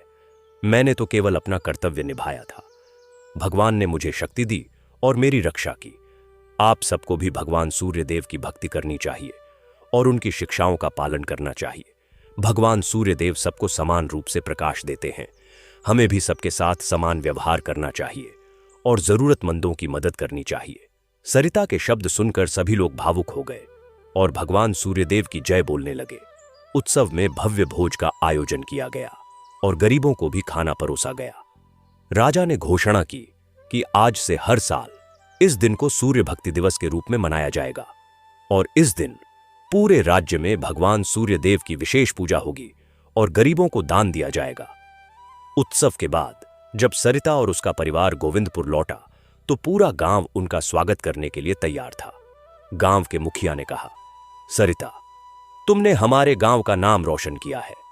आज पूरे राज्य में गोविंदपुर की चर्चा हो रही है और लोग कहते हैं कि यह वह गांव है जहां भगवान सूर्यदेव की सच्ची भक्त रहती है। गांव के लोगों ने भी सरिता के सम्मान में एक छोटा सा समारोह आयोजित किया।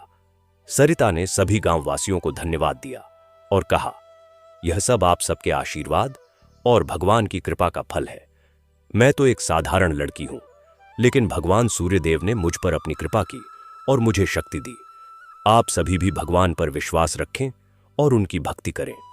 भगवान सदा आपकी रक्षा करेंगे। समय बीतता गया और सूर्यगढ़ राज्य में खुशहाली आती गई। राजा सूर्य प्रताप ने अपने राज्य को स्वर्ग के समान बना दिया। प्रजा खुश थी और राजा की प्रशंसा करती थी। लोग कहते थे कि राजा ने अपने नाम को सार्थक कर दिया। अब वे सचमुच सूर्य के समान तेजस्वी और दयालु हो गए हैं। राजा ने पड़ोसी राज्यों से भी अच्छे संबंध बनाए और व्यापार को बढ़ावा दिया, जिससे राज्य की समृद्धि बढ़ी। राजा ने शिक्षा पर भी विशेष ध्यान दिया और पूरे राज्य में स्कूल खुलवाए, जहां गरीब और अमीर सभी बच्चे एक साथ पढ़ते थे। राजा का मानना था कि शिक्षा ही समाज को बदल सकती है और इसलिए उन्होंने इस दिशा में बहुत काम किया। एक दिन राजा सूर्य प्रताप फिर से गोविंदपुर आए। वे सरिता से मिलना चाहते थे। जब राजा गांव में पहुंचे तो सभी गांववासी उनका स्वागत करने के लिए इकट्ठा हो गए। राजा सीधे सरिता के घर गए। सरिता और उसका परिवार राजा को देखकर चौंक गया। मोहनलाल ने कहा, महाराज, आप यहां कैसे? आपको कष्ट करने की जरूरत नहीं थी। हम राजधानी आ जाते। राजा ने मुस्कुराते हुए कहा, नहीं मोहनलाल, मैं खुद आना चाहता था। मुझे सरिता से कुछ बात करनी है। राजा ने सरिता से कहा, बेटी, मैं तुमसे एक निवेदन करने आया हूं। मैंने राजधानी में एक बड़ा सूर्य मंदिर बनवाया है और मैं चाहता हूं कि तुम उस मंदिर की मुख्य पुजारिन बनो। तुम्हारी भक्ति इतनी सच्ची है कि मुझे विश्वास है कि तुम्हारे होने से मंदिर में भगवान की विशेष कृपा रहेगी। सरिता ने राजा की बात सुनी और कुछ देर सोचने के बाद बोली, महाराज, आपकी कृपा के लिए धन्यवाद, लेकिन मैं एक साधारण लड़की हूं और मुझे इतने बड़े पद के योग्य नहीं मानती। मैं यहीं अपने गांव में रहकर भगवान की सेवा करना चाहती हूं। मेरे माता पिता बूढ़े हो रहे हैं और मुझे उनकी देखभाल करनी है। राजा ने कहा, सरिता, मैं समझता हूं तुम्हारी भावनाओं को, लेकिन अगर तुम राजधानी नहीं आ सकती तो क्या तुम कभी कभी मंदिर में आकर विशेष पूजा कर सकती हो, खासकर रविवार के दिन और महत्वपूर्ण त्योहारों पर। सरिता ने मुस्कुराते हुए कहा, यह तो मैं जरूर कर सकती हूं महाराज। मैं हर रविवार को राजधानी आऊंगी और मंदिर में पूजा करूंगी। राजा बहुत खुश हुए और उन्होंने कहा, यही बहुत है बेटी, तुम्हारी उपस्थिति मात्र से मंदिर पवित्र हो जाएगा। उसके बाद से सरिता हर रविवार को राजधानी जाने लगी और सूर्य मंदिर में पूजा करने लगी। राजा ने सरिता के आने जाने के लिए एक विशेष बैलगाड़ी की व्यवस्था कर दी थी, जिससे उसे कोई परेशानी ना हो। जब भी सरिता मंदिर में पूजा करती तो हजारों लोग उसके दर्शन करने आते और उससे आशीर्वाद लेते। सरिता सभी से प्रेम से मिलती और कहती कि भगवान सूर्यदेव की भक्ति करो और सच्चे मन से उनकी आराधना करो। भगवान सबकी सुनते हैं और सबकी मदद करते हैं। धीरे धीरे सूर्य मंदिर पूरे राज्य में प्रसिद्ध हो गया और दूर दूर से लोग वहां दर्शन करने आने लगे। लोग कहते थे कि इस मंदिर में आकर मन को बहुत शांति मिलती है और भगवान की कृपा का अनुभव होता है। राजा सूर्य प्रताप ने अपने राज्य में और भी कई सुधार किए। उन्होंने न्याय व्यवस्था को मजबूत किया और यह सुनिश्चित किया कि हर व्यक्ति को न्याय मिले, चाहे वह अमीर हो या गरीब। राजा ने एक विशेष अदालत भी स्थापित की, जहां गरीब लोग मुफ्त में अपनी शिकायतें दर्ज करा सकते थे और उन्हें न्याय मिलता था। राजा खुद भी हर महीने एक दिन जनता से मिलते थे और उनकी समस्याएं सुनते थे। इससे लोगों को लगता था कि राजा उनके करीब है और उनकी परवाह करते हैं। राजा ने कृषि को बढ़ावा देने के लिए भी कई योजनाएं शुरू की। उन्होंने किसानों को अच्छे बीज और उपकरण मुहैया कराए और सिंचाई की व्यवस्था सुधारी। इससे फसल की उपज बढ़ी और किसानों की आर्थिक स्थिति सुधरी। राजा ने व्यापारियों को भी प्रोत्साहन दिया और उनके लिए बाजारों का निर्माण करवाया, जहां वे अपना सामान बेच सकते थे। कुछ वर्षों बाद एक दिन राजा सूर्य प्रताप को एक सपना आया। सपने में भगवान सूर्यदेव उनके सामने प्रकट हुए और बोले, राजन, तुमने अपना हृदय बदला और अपनी प्रजा की सेवा की। मैं तुमसे बहुत प्रसन्न हूं। तुम्हारे पिता महाराज विक्रमादित्य भी स्वर्ग से तुम्हें देख रहे हैं और खुश हैं कि तुमने उनकी शिक्षाओं को अपनाया। तुम्हारा राज्य अब सचमुच स्वर्ग के समान है और तुम एक आदर्श राजा बन गए हो। लेकिन याद रखना कि यह सब सरिता की भक्ति के कारण संभव हुआ है। उसने अपने साहस और विश्वास से तुम्हारा हृदय बदला, इसलिए तुम्हें सदा उसका और उसके परिवार का ध्यान रखना होगा और भविष्य में भी अपनी प्रजा के प्रति दयालु और न्यायप्रिय बने रहना होगा। राजा ने सपने में भगवान को प्रणाम किया और कहा, प्रभु, मैं आपका आभारी हूं कि आपने मुझे सही रास्ता दिखाया। मैं वचन देता हूं कि मैं जीवन भर अपनी प्रजा की सेवा करूंगा और कभी भी अपने कर्तव्य से विमुख नहीं होऊंगा। जब राजा की नींद खुली तो उनके मन में एक नई ऊर्जा थी। उन्होंने तय किया कि वे सरिता और उसके परिवार के लिए कुछ विशेष करेंगे। राजा ने गोविंदपुर में सरिता के परिवार के लिए एक सुंदर घर बनवाया, जो पत्थर और लकड़ी से बना हुआ था और बहुत मजबूत था। साथ ही राजा ने मोहनलाल को कुछ जमीन भी दी, जिससे वे अपनी खेती कर सकें और उन्हें किसी और की जमीन किराए पर नहीं लेनी पड़े। राजा ने राकेश और सुरेश को भी राज्य में अच्छी नौकरी दी, जिससे वे अपने परिवार का अच्छे से ध्यान रख सकें। सरिता के लिए राजा ने विशेष रूप से एक छोटा सा मंदिर गोविंदपुर में ही बनवाया, जहां सरिता रोज भगवान सूर्यदेव की पूजा कर सकती थी। यह मंदिर बहुत सुंदर था और इसमें भगवान सूर्यदेव की एक भव्य मूर्ति स्थापित की गई थी। जब सरिता ने यह सब देखा तो उसकी आंखों में खुशी के आंसू आ गए। उसने राजा को धन्यवाद देते हुए कहा, महाराज, आपकी कृपा अपार है, लेकिन यह सब तो भगवान सूर्यदेव की कृपा से ही संभव हुआ है। आपने अपना हृदय बदला और प्रजा की सेवा की, इसलिए भगवान ने आप पर अपनी कृपा की। मैं तो बस एक माध्यम थी। असली श्रेय तो भगवान और आपकी अच्छी भावनाओं को जाता है। राजा ने कहा, नहीं सरिता, तुम्हारी भक्ति और साहस के बिना यह सब संभव नहीं था। तुमने मुझे जीवन का असली अर्थ सिखाया और मैं सदा तुम्हारा आभारी रहूंगा। अब तुम और तुम्हारा परिवार सुखी रहो और भगवान की भक्ति करते रहो। सरिता का जीवन अब पहले से बहुत बेहतर हो गया था। उसकी मां सुमित्रा पूरी तरह से स्वस्थ हो गई थी और वे घर के सभी काम आराम से कर लेती थी। मोहनलाल अपनी जमीन पर खेती करते थे और अच्छी फसल होती थी। राकेश और सुरेश राज्य में अच्छी नौकरी करते थे और अपने परिवार का अच्छे से ध्यान रखते थे। सरिता रोज सुबह शाम भगवान सूर्यदेव की पूजा करती और गांव के मंदिर में भी जाती। वहां वह गांव के बच्चों को भगवान की कथाएं सुनाती और उन्हें अच्छे संस्कार सिखाती। गांव के लोग सरिता को बहुत सम्मान देते थे और उसे माता के समान मानते थे। कई बार जब किसी की कोई समस्या होती तो लोग सरिता के पास आते और उससे सलाह मांगते। सरिता हमेशा प्रेम से सबकी मदद करती और उन्हें भगवान पर विश्वास रखने की सलाह देती। एक दिन गोविंदपुर में एक अजीब घटना हुई। गांव में कई दिनों से बारिश नहीं हो रही थी और फसलें सूखने लगी थीं। किसान बहुत चिंतित थे क्योंकि अगर बारिश नहीं हुई तो उनकी पूरी फसल बर्बाद हो जाएगी। गांव के मुखिया ने सभी गांववासियों की एक सभा बुलाई और कहा, हमें भगवान से प्रार्थना करनी चाहिए कि वे हम पर कृपा करें और बारिश भेजें। सभी लोग सहमत हुए और उन्होंने तय किया कि वे सामूहिक रूप से भगवान सूर्यदेव और इंद्रदेव की पूजा करेंगे। गांव के लोगों ने सरिता से कहा कि वह पूजा का नेतृत्व करे क्योंकि उसकी भक्ति सच्ची है और भगवान जरूर उसकी प्रार्थना सुनेंगे। सरिता ने गांव के सभी लोगों को इकट्ठा किया और उनके साथ गांव के मंदिर में भगवान सूर्यदेव की विशेष पूजा की। सभी लोगों ने मिलकर भगवान के भजन गाए और प्रार्थना की, हे भगवान सूर्यदेव, आप जीवन के दाता हैं। आपकी किरणों से फसलें उगती हैं और जीवन फलता फूलता है, लेकिन अब हमें बारिश की भी जरूरत है। कृपया इंद्रदेव को आदेश दीजिए कि वे बारिश भेजें जिससे हमारी फसलें बच सकें।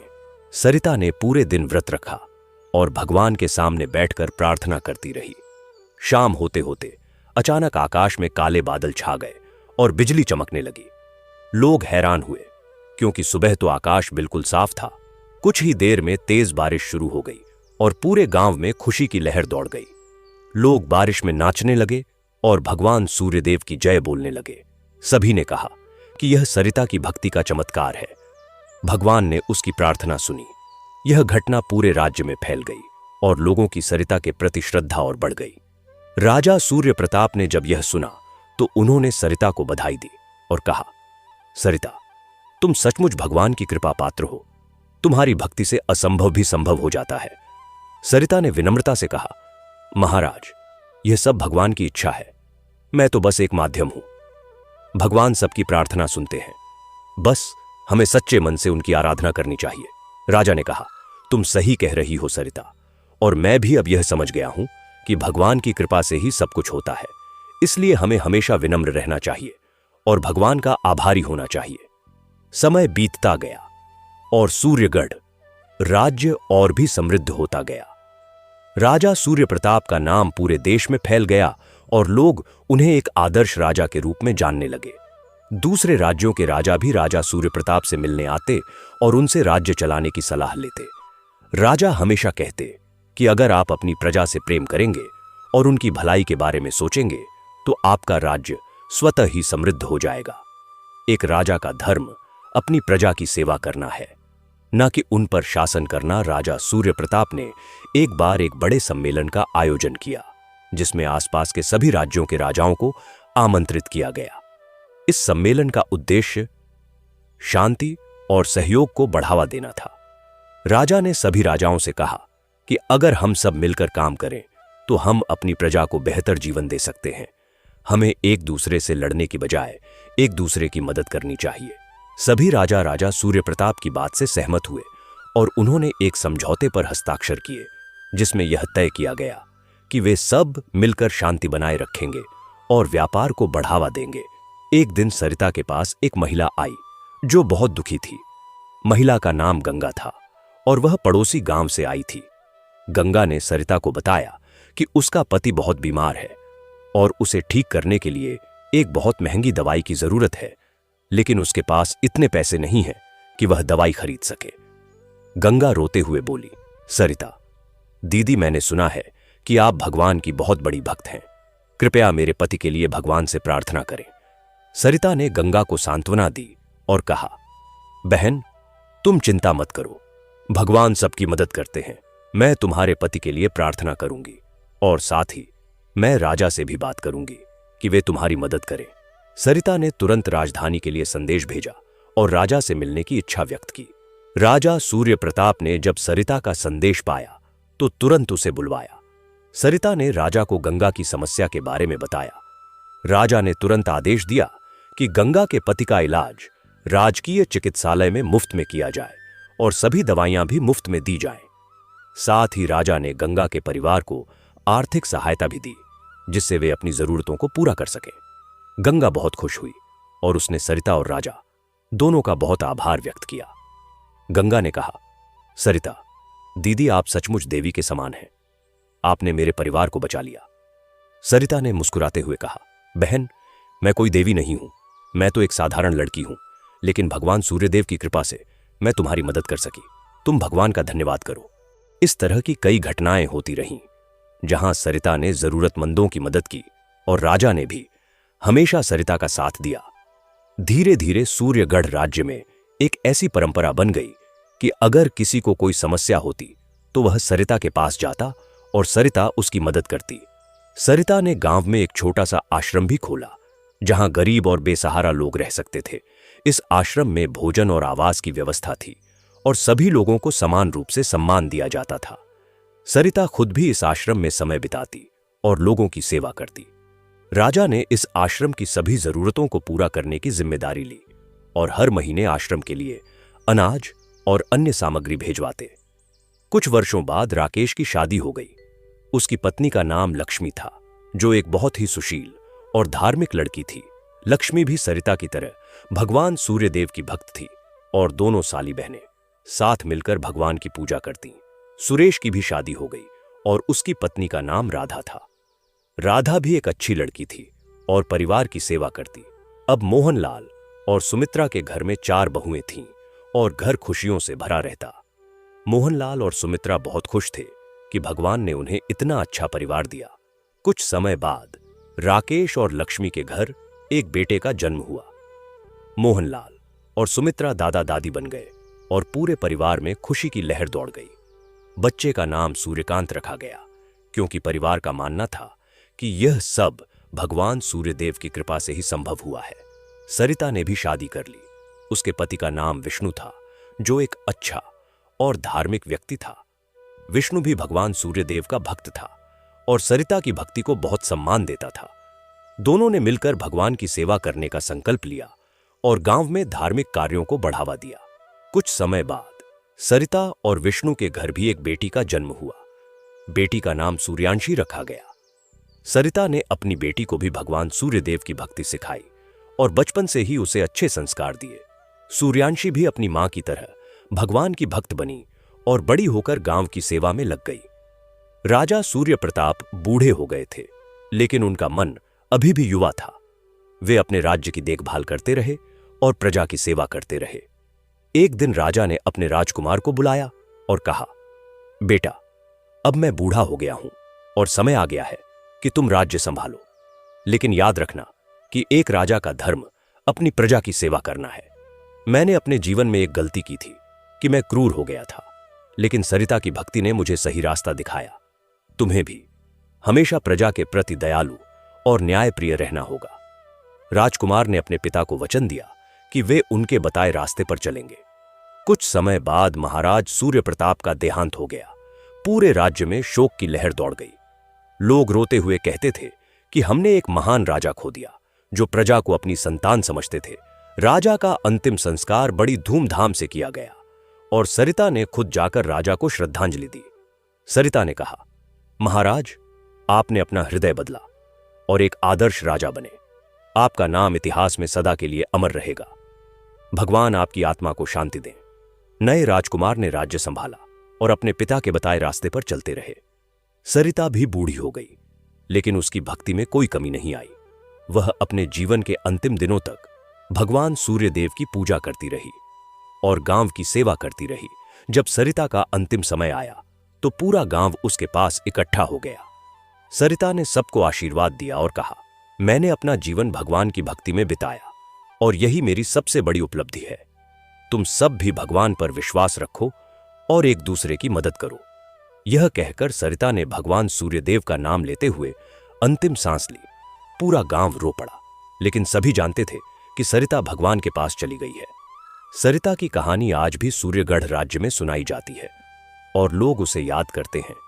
गोविंदपुर में सरिता के नाम पर एक मंदिर बनाया गया, जहां लोग आज भी जाते हैं और सरिता को याद करते हैं। सरिता की कहानी हमें यह सिखाती है कि सच्ची भक्ति और विश्वास से असंभव भी संभव हो सकता है और एक साधारण इंसान भी अपने साहस और समर्पण से इतिहास रच सकता है।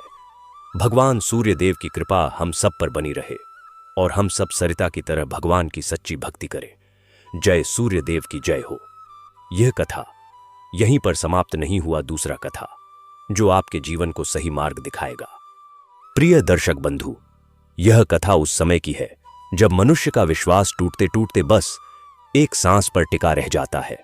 जब जीवन में प्रकाश होते हुए भी भीतर केवल अंधकार महसूस होता है और उसी अंधकार के बीच आकाश में प्रतिदिन उदित होने वाले सूर्य भगवान को मनुष्य देख तो पाता है, पर उनकी उपस्थिति को अपने जीवन में अनुभव नहीं कर पाता। बहुत समय पहले एक छोटा सा नगर था। नगर के किनारे मिट्टी और पत्थर से बना एक साधारण सा घर। उस घर में रहने वाला एक व्यक्ति था जिसका नाम बहुत कम लोग जानते थे, क्योंकि दुख मनुष्य का नाम छीन लेता है और उसे केवल पीड़ा के रूप में पहचान देता है। वह व्यक्ति प्रतिदिन सूर्योदय से पहले जागता, लेकिन उसकी आंखों में नींद नहीं। रात भर का दर्द भरा बोझ होता। कभी बीमारी ने शरीर को जकड़ रखा था, कभी कर्ज ने आत्मा को, कभी अपनों की उपेक्षा ने हृदय को इतना भारी कर दिया था कि सांस लेना भी बोझ लगने लगा था। फिर भी वह हर सुबह पूर्व दिशा की ओर मुंह करके बैठ जाता, ठंडी धरती पर नंगे पांव, बिना किसी विधि विधान के, बिना किसी बड़े मंत्र के, बस थके हुए मन से उगते सूर्य को देखता रहता। सूर्य की पहली किरण जब उसके चेहरे पर पड़ती तो उसे जलन नहीं होती। उसे लगता जैसे कोई मौन पिता अपने मौन पुत्र के माथे पर हाथ रख रहा हो। उसके जीवन में दुख ऐसे नहीं थे जो एक दिन में आए हों, वे तो वर्षों से धीरे धीरे इकट्ठा हुए थे। जैसे किसी नदी में गाद जमती जाती है और एक दिन प्रवाह रुकने लगता है। घर में अन्न कम होता गया, सम्मान छिनता गया, शरीर दुर्बल होता गया और मन में यह प्रश्न गूंजने लगा कि जब सूर्य सबको समान प्रकाश देता है तो मेरे जीवन में इतना अंधकार क्यों है। कई बार उसने क्रोध में आंखें बंद कर लीं, कई बार अपमान में सिर झुका लिया, लेकिन एक भी दिन ऐसा नहीं गया जब उसने उगते सूर्य को न देखा हो। उसे स्वयं नहीं पता था कि वह पूजा कर रहा है या बस अपनी पीड़ा को किसी साक्षी के सामने रख रहा है। नगर के लोग कहते थे कि सूर्य भगवान तो राजाओं के लिए होते हैं और तेजस्वियों के लिए होते हैं, जिनके जीवन में पहले से ही उजाला हो। लेकिन वह व्यक्ति हर सुबह इस बात को चुपचाप झुठलाता रहता, क्योंकि उसे लगता था कि जो स्वयं जलकर संसार को प्रकाश देता है वह भला दुखी से कैसे मुंह मोड़ सकता है। एक दिन ऐसा आया जब उसके शरीर ने साथ देना लगभग छोड़ दिया। हाथ कांपते थे, आंखों के सामने धुंध रहती थी, फिर भी वह उसी तरह पूर्व दिशा की ओर बैठ गया। उस दिन आकाश में बादल थे, सूर्य दिखाई नहीं दे रहे थे, लेकिन उसने आंखें बंद कर लीं और मन ही मन पहली बार शब्दों में कुछ बोला। कोई मांग नहीं, कोई शिकायत नहीं, बस इतना कि यदि यह पीड़ा भी किसी कर्म का फल है तो उसे सहने की शक्ति दे दो। उसी क्षण बादलों के पीछे से एक हल्की सी किरण फूटी, बहुत तेज नहीं, बहुत चमकदार नहीं, लेकिन इतनी कि अंधेरे में बैठे उस व्यक्ति को अपने बंद नेत्रों के भीतर भी एक गर्माहट का अनुभव हुआ। जैसे भीतर कहीं सोया हुआ विश्वास करवट ले रहा हो, जैसे जीवन ने अभी अंतिम शब्द नहीं कहे हों, जैसे यह पीड़ा किसी बड़े परिवर्तन की भूमिका मात्र हो। और उसी क्षण से उसके जीवन की धारा बहुत सूक्ष्म रूप से, बहुत धीमी गति से, बिना किसी शोर के बदलने लगी। लेकिन यह परिवर्तन इतना गहरा था कि उसे समझने के लिए समय चाहिए था, धैर्य चाहिए था और सूर्य भगवान की वह कृपा जो दिखती नहीं पर जीवन की जड़ों तक उतर जाती है। उस व्यक्ति का नाम था देवदत्त, और यह नाम उसके पिता ने रखा था उस आशा से कि उनका पुत्र देवताओं द्वारा दिया गया उपहार है। लेकिन समय ने जैसे यह नाम मजाक बना दिया था, क्योंकि देवदत्त के जीवन में ऐसा कुछ भी नहीं था जो किसी उपहार जैसा लगता हो। उसकी माता का देहांत उसके बचपन में ही हो गया था और पिता ने फिर विवाह नहीं किया। अपने पुत्र को पालने में ही अपना जीवन लगा दिया। लेकिन गरीबी ऐसी थी कि 2 वक्त की रोटी भी कठिन परिश्रम के बाद ही मिल पाती थी। देवदत्त का पिता मिट्टी के बर्तन बनाता था और उन्हें बाजार में बेचने जाता था। लेकिन उस समय बड़े व्यापारी धातु के बर्तनों का व्यापार करने लगे थे और मिट्टी के बर्तनों की कीमत इतनी कम हो गई थी कि मेहनत का मूल्य ही नहीं मिलता था। फिर भी देवदत्त के पिता ने हार नहीं मानी और अपने पुत्र को भी यही कला सिखाई। उन्होंने कहा था कि बेटा, यह संसार तुम्हें तुच्छ समझ सकता है, लेकिन तुम्हारे हाथों में जो कला है वह पवित्र है, क्योंकि मिट्टी से जो बनता है वह धरती माता का ही रूप है, और जो धरती माता का रूप बनाता है उसे स्वयं सूर्य भगवान आशीर्वाद देते हैं, क्योंकि बिना सूर्य की किरणों के मिट्टी कभी सूखती नहीं, कभी मजबूत नहीं बनती। यह बात देवदत्त के मन में बैठ गई थी और तभी से उसने सूर्य को देखना शुरू किया था। उस समय वह बालक ही था, समझ बहुत कम थी, लेकिन एक जिज्ञासा थी कि वह कौन है जो इतनी दूर से इस धरती को इतना कुछ देते हैं। देवदत्त जब किशोरावस्था में पहुंचा तो उसके पिता बीमार पड़ गए। कोई ऐसी बीमारी नहीं थी जिसका नाम हो, बस शरीर धीरे धीरे शिथिल होता गया, हड्डियों में दर्द रहने लगा, भूख कम हो गई। और एक दिन उन्होंने अपने पुत्र को पास बुलाया और कहा कि देवदत्त, मैं अब बहुत दिन तुम्हारे साथ नहीं रह सकूंगा, लेकिन तुम्हें एक बात याद रखनी है। इस संसार में जो कुछ भी मिलता है वह सूर्य की कृपा से ही मिलता है। अन्न सूर्य की किरणों से ही पकता है, जल सूर्य की गर्मी से ही वाष्प बनकर बादल बनता है और फिर वर्षा बनकर बरसता है। जीवन में प्रकाश सूर्य से आता है और अंधकार भी तब आता है जब सूर्य अस्त हो जाते हैं। इसलिए यदि तुम्हारे जीवन में कभी अंधकार आए तो समझ लेना कि तुम्हारे भीतर का सूर्य अस्त हो गया है और तुम्हें फिर से उसे उदित करना होगा। यह कहकर उनके पिता ने आंखें बंद कर लीं और कुछ दिनों बाद उनका शरीर छूट गया। देवदत्त अकेला रह गया। उस समय उसकी आयु केवल 16 वर्ष की थी और उसके पास कोई ऐसा नहीं था जो उसे सहारा दे। गांव के कुछ लोगों ने सहानुभूति दिखाई, लेकिन कोई भी उसे अपने घर नहीं ले गया, क्योंकि गरीबी एक ऐसा दाग है जो लोगों को दूर रखता है। देवदत्त ने अपने पिता का काम जारी रखा, मिट्टी के बर्तन बनाता और बाजार में बेचने जाता। लेकिन अब उसे और भी कम दाम मिलते थे, क्योंकि वह अनुभवहीन था और व्यापारी उसकी मजबूरी का फायदा उठाते थे। कुछ वर्ष ऐसे ही बीते। देवदत्त युवा हो गया। उसके मन में विवाह करने की इच्छा हुई, क्योंकि अकेलापन उसे भीतर तक खोखला कर रहा था। लेकिन नगर में कोई भी अपनी पुत्री उसे देने को तैयार नहीं था, क्योंकि वह गरीब था। उसके पास न घर था न संपत्ति, बस एक टूटी सी झोपड़ी थी और कुछ मिट्टी के बर्तन बनाने के औजार। एक दिन उसने एक वृद्ध व्यक्ति से कहा कि मुझे आपकी पुत्री से विवाह करना है। वह वृद्ध व्यक्ति हंसा और बोला कि तुम्हारे पास क्या है जो तुम मेरी पुत्री को दे सकोगे? भूख मिटाने के लिए अन्न भी नहीं है तुम्हारे पास, तन ढकने के लिए वस्त्र भी फटे हुए हैं, और तुम सोचते हो कि मैं अपनी पुत्री को तुम्हारे साथ दुख भोगने के लिए भेज दूंगा। यह सुनकर देवदत्त का हृदय टूट गया। उसने उस दिन पहली बार सोचा कि क्या गरीबी इतना बड़ा पाप है कि मनुष्य को प्रेम और सम्मान का अधिकार भी नहीं मिलता। वह उस दिन शाम को सूर्यास्त देखता रहा और मन ही मन सूर्य भगवान से पूछा कि आप जो सबको समान रूप से प्रकाश देते हैं, क्या आप देखते नहीं कि कुछ लोगों के जीवन में अंधकार ही अंधकार है? लेकिन आकाश से कोई उत्तर नहीं आया। बस शाम की लालिमा फैलती गई और फिर रात का अंधकार छा गया। लेकिन किस्मत ने एक मोड़ दिया। नगर के बाहर एक छोटे से गांव में एक निर्धन ब्राह्मण परिवार रहता था। उस परिवार में एक कन्या थी जिसका नाम सुलोचना था। वह अत्यंत सुंदर थी, लेकिन उसके पिता के पास उसके विवाह के लिए दहेज नहीं था, और उस समय दहेज के बिना कन्या का विवाह करना लगभग असंभव था। सुलोचना के पिता ने बहुत प्रयास किए, लेकिन कोई भी उनकी कन्या से विवाह करने को तैयार नहीं हुआ। एक दिन उन्होंने सोचा कि यदि दहेज नहीं दे सकते तो कम से कम एक ऐसा वर ढूंढें जो उनकी पुत्री को सम्मान से रखे, भले ही वह गरीब ही क्यों न हो। उन्हें देवदत्त के बारे में पता चला। उन्होंने सुना था कि वह मेहनती है, सच्चा है और अपने पिता की मृत्यु के बाद भी उसने हिम्मत नहीं हारी है। सुलोचना के पिता ने देवदत्त से मिलने का निर्णय लिया। वे उसकी झोपड़ी पर गए और देखा कि देवदत्त सूर्योदय के समय पूर्व दिशा में बैठा हुआ है। उसके हाथ जुड़े हुए हैं और आंखें बंद हैं। यह देखकर सुलोचना के पिता के मन में विश्वास जागा कि यह युवक धार्मिक है और यदि यह सूर्य भगवान की उपासना करता है तो अवश्य ही इसके जीवन में प्रकाश आएगा। उन्होंने देवदत्त से बात की और कहा कि मैं अपनी पुत्री का विवाह तुमसे करना चाहता हूं। देवदत्त को विश्वास नहीं हुआ। उसने कहा कि मैं तो निर्धन हूं, मेरे पास कुछ भी नहीं है। लेकिन सुलोचना के पिता ने कहा कि संपत्ति तो आती जाती रहती है, लेकिन चरित्र और विश्वास ऐसी चीजें हैं जो स्थिर रहती हैं और मैंने तुम्हारे भीतर वह देखा है जो मुझे चाहिए।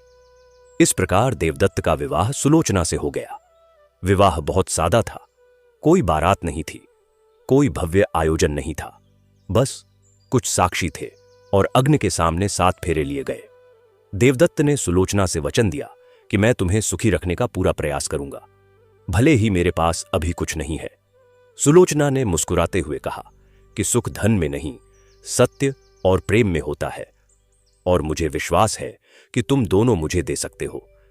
यह सुनकर देवदत्त का हृदय भर आया और उसने मन ही मन सूर्य भगवान को धन्यवाद दिया कि उन्होंने उसके जीवन में इतना बड़ा उपहार दिया है। सुलोचना देवदत्त की झोपड़ी में आ गई और दोनों ने मिलकर जीवन शुरू किया। प्रारंभ के कुछ महीने बहुत कठिन थे। अन्न की कमी रहती थी। कभी कभी तो पूरे दिन में एक बार ही भोजन मिल पाता था, लेकिन सुलोचना ने कभी शिकायत नहीं की। वह देवदत्त के साथ मिट्टी के बर्तन बनाने में हाथ बटाती, उन्हें सजाती और कभी कभी स्वयं बाजार में बेचने भी जाती। उसकी मेहनत और लगन देखकर देवदत्त के भीतर एक नई ऊर्जा आई। उसने पहले से अधिक परिश्रम करना शुरू किया। रात रात भर जागकर बर्तन बनाता और सुबह उन्हें धूप में सुखाता। उसे लगता था कि सूर्य की किरणें अब केवल मिट्टी को नहीं, उसके जीवन को भी मजबूत बना रही हैं। लेकिन संसार में सुख और दुख का चक्र निरंतर चलता रहता है। एक दिन देवदत्त बाजार में अपने बर्तन बेचने गया तो वहां एक धनी व्यापारी ने उसके सारे बर्तन देखे और कहा कि ये बर्तन तो बहुत साधारण हैं, इनमें कोई कला नहीं है, कोई सुंदरता नहीं है। और फिर उसने देवदत्त के सामने ही उन बर्तनों को तोड़ दिया, यह कहते हुए कि ऐसी घटिया चीजें बाजार में नहीं बिकनी चाहिए। देवदत्त स्तब्ध रह गया। उसकी कई दिनों की मेहनत पल भर में मिट्टी में मिल गई। वह कुछ बोल नहीं सका क्योंकि वह व्यापारी बहुत प्रभावशाली था और उसके साथ कई सेवक थे। देवदत्त चुपचाप वापस घर लौट आया। उसके हाथ खाली थे और आंखों में आंसू। सुलोचना ने जब यह सब देखा तो वह भी रो पड़ी, लेकिन उसने हिम्मत नहीं हारी। उसने देवदत्त से कहा कि यह तो एक परीक्षा है और परीक्षा में हार मानने वाले कभी सफल नहीं होते। हमें फिर से शुरुआत करनी होगी और इस बार हम ऐसे बर्तन बनाएंगे जो न केवल मजबूत हों बल्कि सुंदर भी हों। देवदत्त ने सुलोचना की बात मानी और अगले दिन से उसने नए तरीके से बर्तन बनाने शुरू किए। उसने उन पर बारीक डिजाइन बनाए, रंग भरे और उन्हें इतना सुंदर बनाया कि देखने वाला देखता ही रह जाए। लेकिन इस काम में समय लगता था और तब तक घर में अन्न समाप्त हो गया। दोनों को कई दिनों तक भूखे पेट सोना पड़ा। फिर भी उन्होंने हार नहीं मानी। एक दिन प्रातःकाल देवदत्त पूर्व दिशा में बैठकर सूर्योदय देख रहा था। उस दिन उसका शरीर इतना कमजोर हो गया था कि वह ठीक से खड़ा भी नहीं हो पा रहा था। भूख ने उसकी सारी शक्ति छीन ली थी, लेकिन फिर भी वह वहां बैठा था क्योंकि यह उसकी दिनचर्या बन गई थी। सुलोचना भी उसके पास आकर बैठ गई और दोनों ने चुपचाप सूर्योदय देखा। उस दिन सूर्य की किरणें कुछ अलग लग रही थीं, जैसे वे सीधे देवदत्त के हृदय में उतर रही हों। उसे लगा जैसे सूर्य भगवान उससे कह रहे हों कि धैर्य रखो, अंधकार के बाद प्रकाश अवश्य आता है और वह प्रकाश जितना गहरा अंधकार होता है उतना ही तेज होता है। यह सोचकर देवदत्त के मन में थोड़ी शांति आई और उसने निर्णय लिया कि वह हार नहीं मानेगा। उसने अपने बनाए हुए सुंदर बर्तन उठाए और बाजार की ओर चल पड़ा। इस बार उसने एक अलग जगह जाने का सोचा, एक ऐसी जगह जहां बड़े व्यापारी और धनी लोग आते थे। वहां पहुंचकर उसने अपने बर्तन सजाए। लोग रुककर देखने लगे। कुछ लोगों ने बर्तनों की प्रशंसा की, लेकिन कोई खरीदने को तैयार नहीं हुआ। दिन ढलने लगा और देवदत्त निराश होने लगा। तभी एक वृद्ध साधु वहां आए। उन्होंने बर्तनों को गौर से देखा और देवदत्त से पूछा कि इन्हें तुमने बनाया है? देवदत्त ने हां में सिर हिलाया। साधु ने कहा कि इन बर्तनों में केवल कला नहीं है, इनमें भक्ति भी है। मैं देख सकता हूं कि तुमने इन्हें बनाते समय किसी दिव्य शक्ति का स्मरण किया है। देवदत्त ने कहा कि हां महाराज, मैं प्रतिदिन सूर्योदय के समय सूर्य भगवान को प्रणाम करता हूं और उनकी कृपा से ही यह सब कर पाता हूं। साधु मुस्कुराए और बोले कि तुम्हारी भक्ति सच्ची है और सच्ची भक्ति कभी व्यर्थ नहीं जाती। मैं तुम्हारे सारे बर्तन ले लूंगा और तुम्हें उचित मूल्य दूंगा। साधु ने वास्तव में सारे बर्तन खरीद लिए और देवदत्त को इतने सिक्के दिए कि उसने कभी सोचा भी नहीं था। वह खुशी से झूम उठा और दौड़कर घर पहुंचा।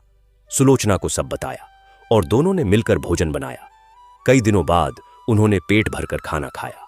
उस रात देवदत्त ने सुलोचना से कहा कि देखो, सूर्य भगवान ने हमारी सुन ली। हमने धैर्य नहीं खोया और उन्होंने हमें निराश नहीं किया।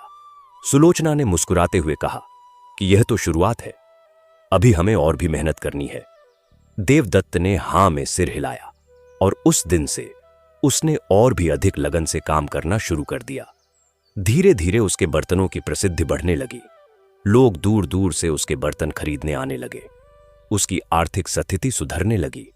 अब उसके पास अन्न की कमी नहीं रही, वस्त्र भी अच्छे मिलने लगे और झोपड़ी की मरम्मत भी हो गई। लेकिन देवदत्त ने अपनी वह आदत नहीं छोड़ी।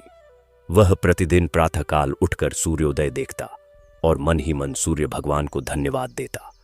सुलोचना भी उसके साथ बैठने लगी और दोनों ने यह नियम बना लिया कि चाहे जीवन में कुछ भी हो जाए, वे सूर्य भगवान की उपासना कभी नहीं छोड़ेंगे। यह कथा यहीं पर समाप्त होती है। तो प्रिय दर्शन बंधु, यह कथा आपको कैसी लगी कमेंट में जरूर बताएं और हमारे चैनल सनातन आराध्या को सब्सक्राइब करना ना भूलें। धन्यवाद।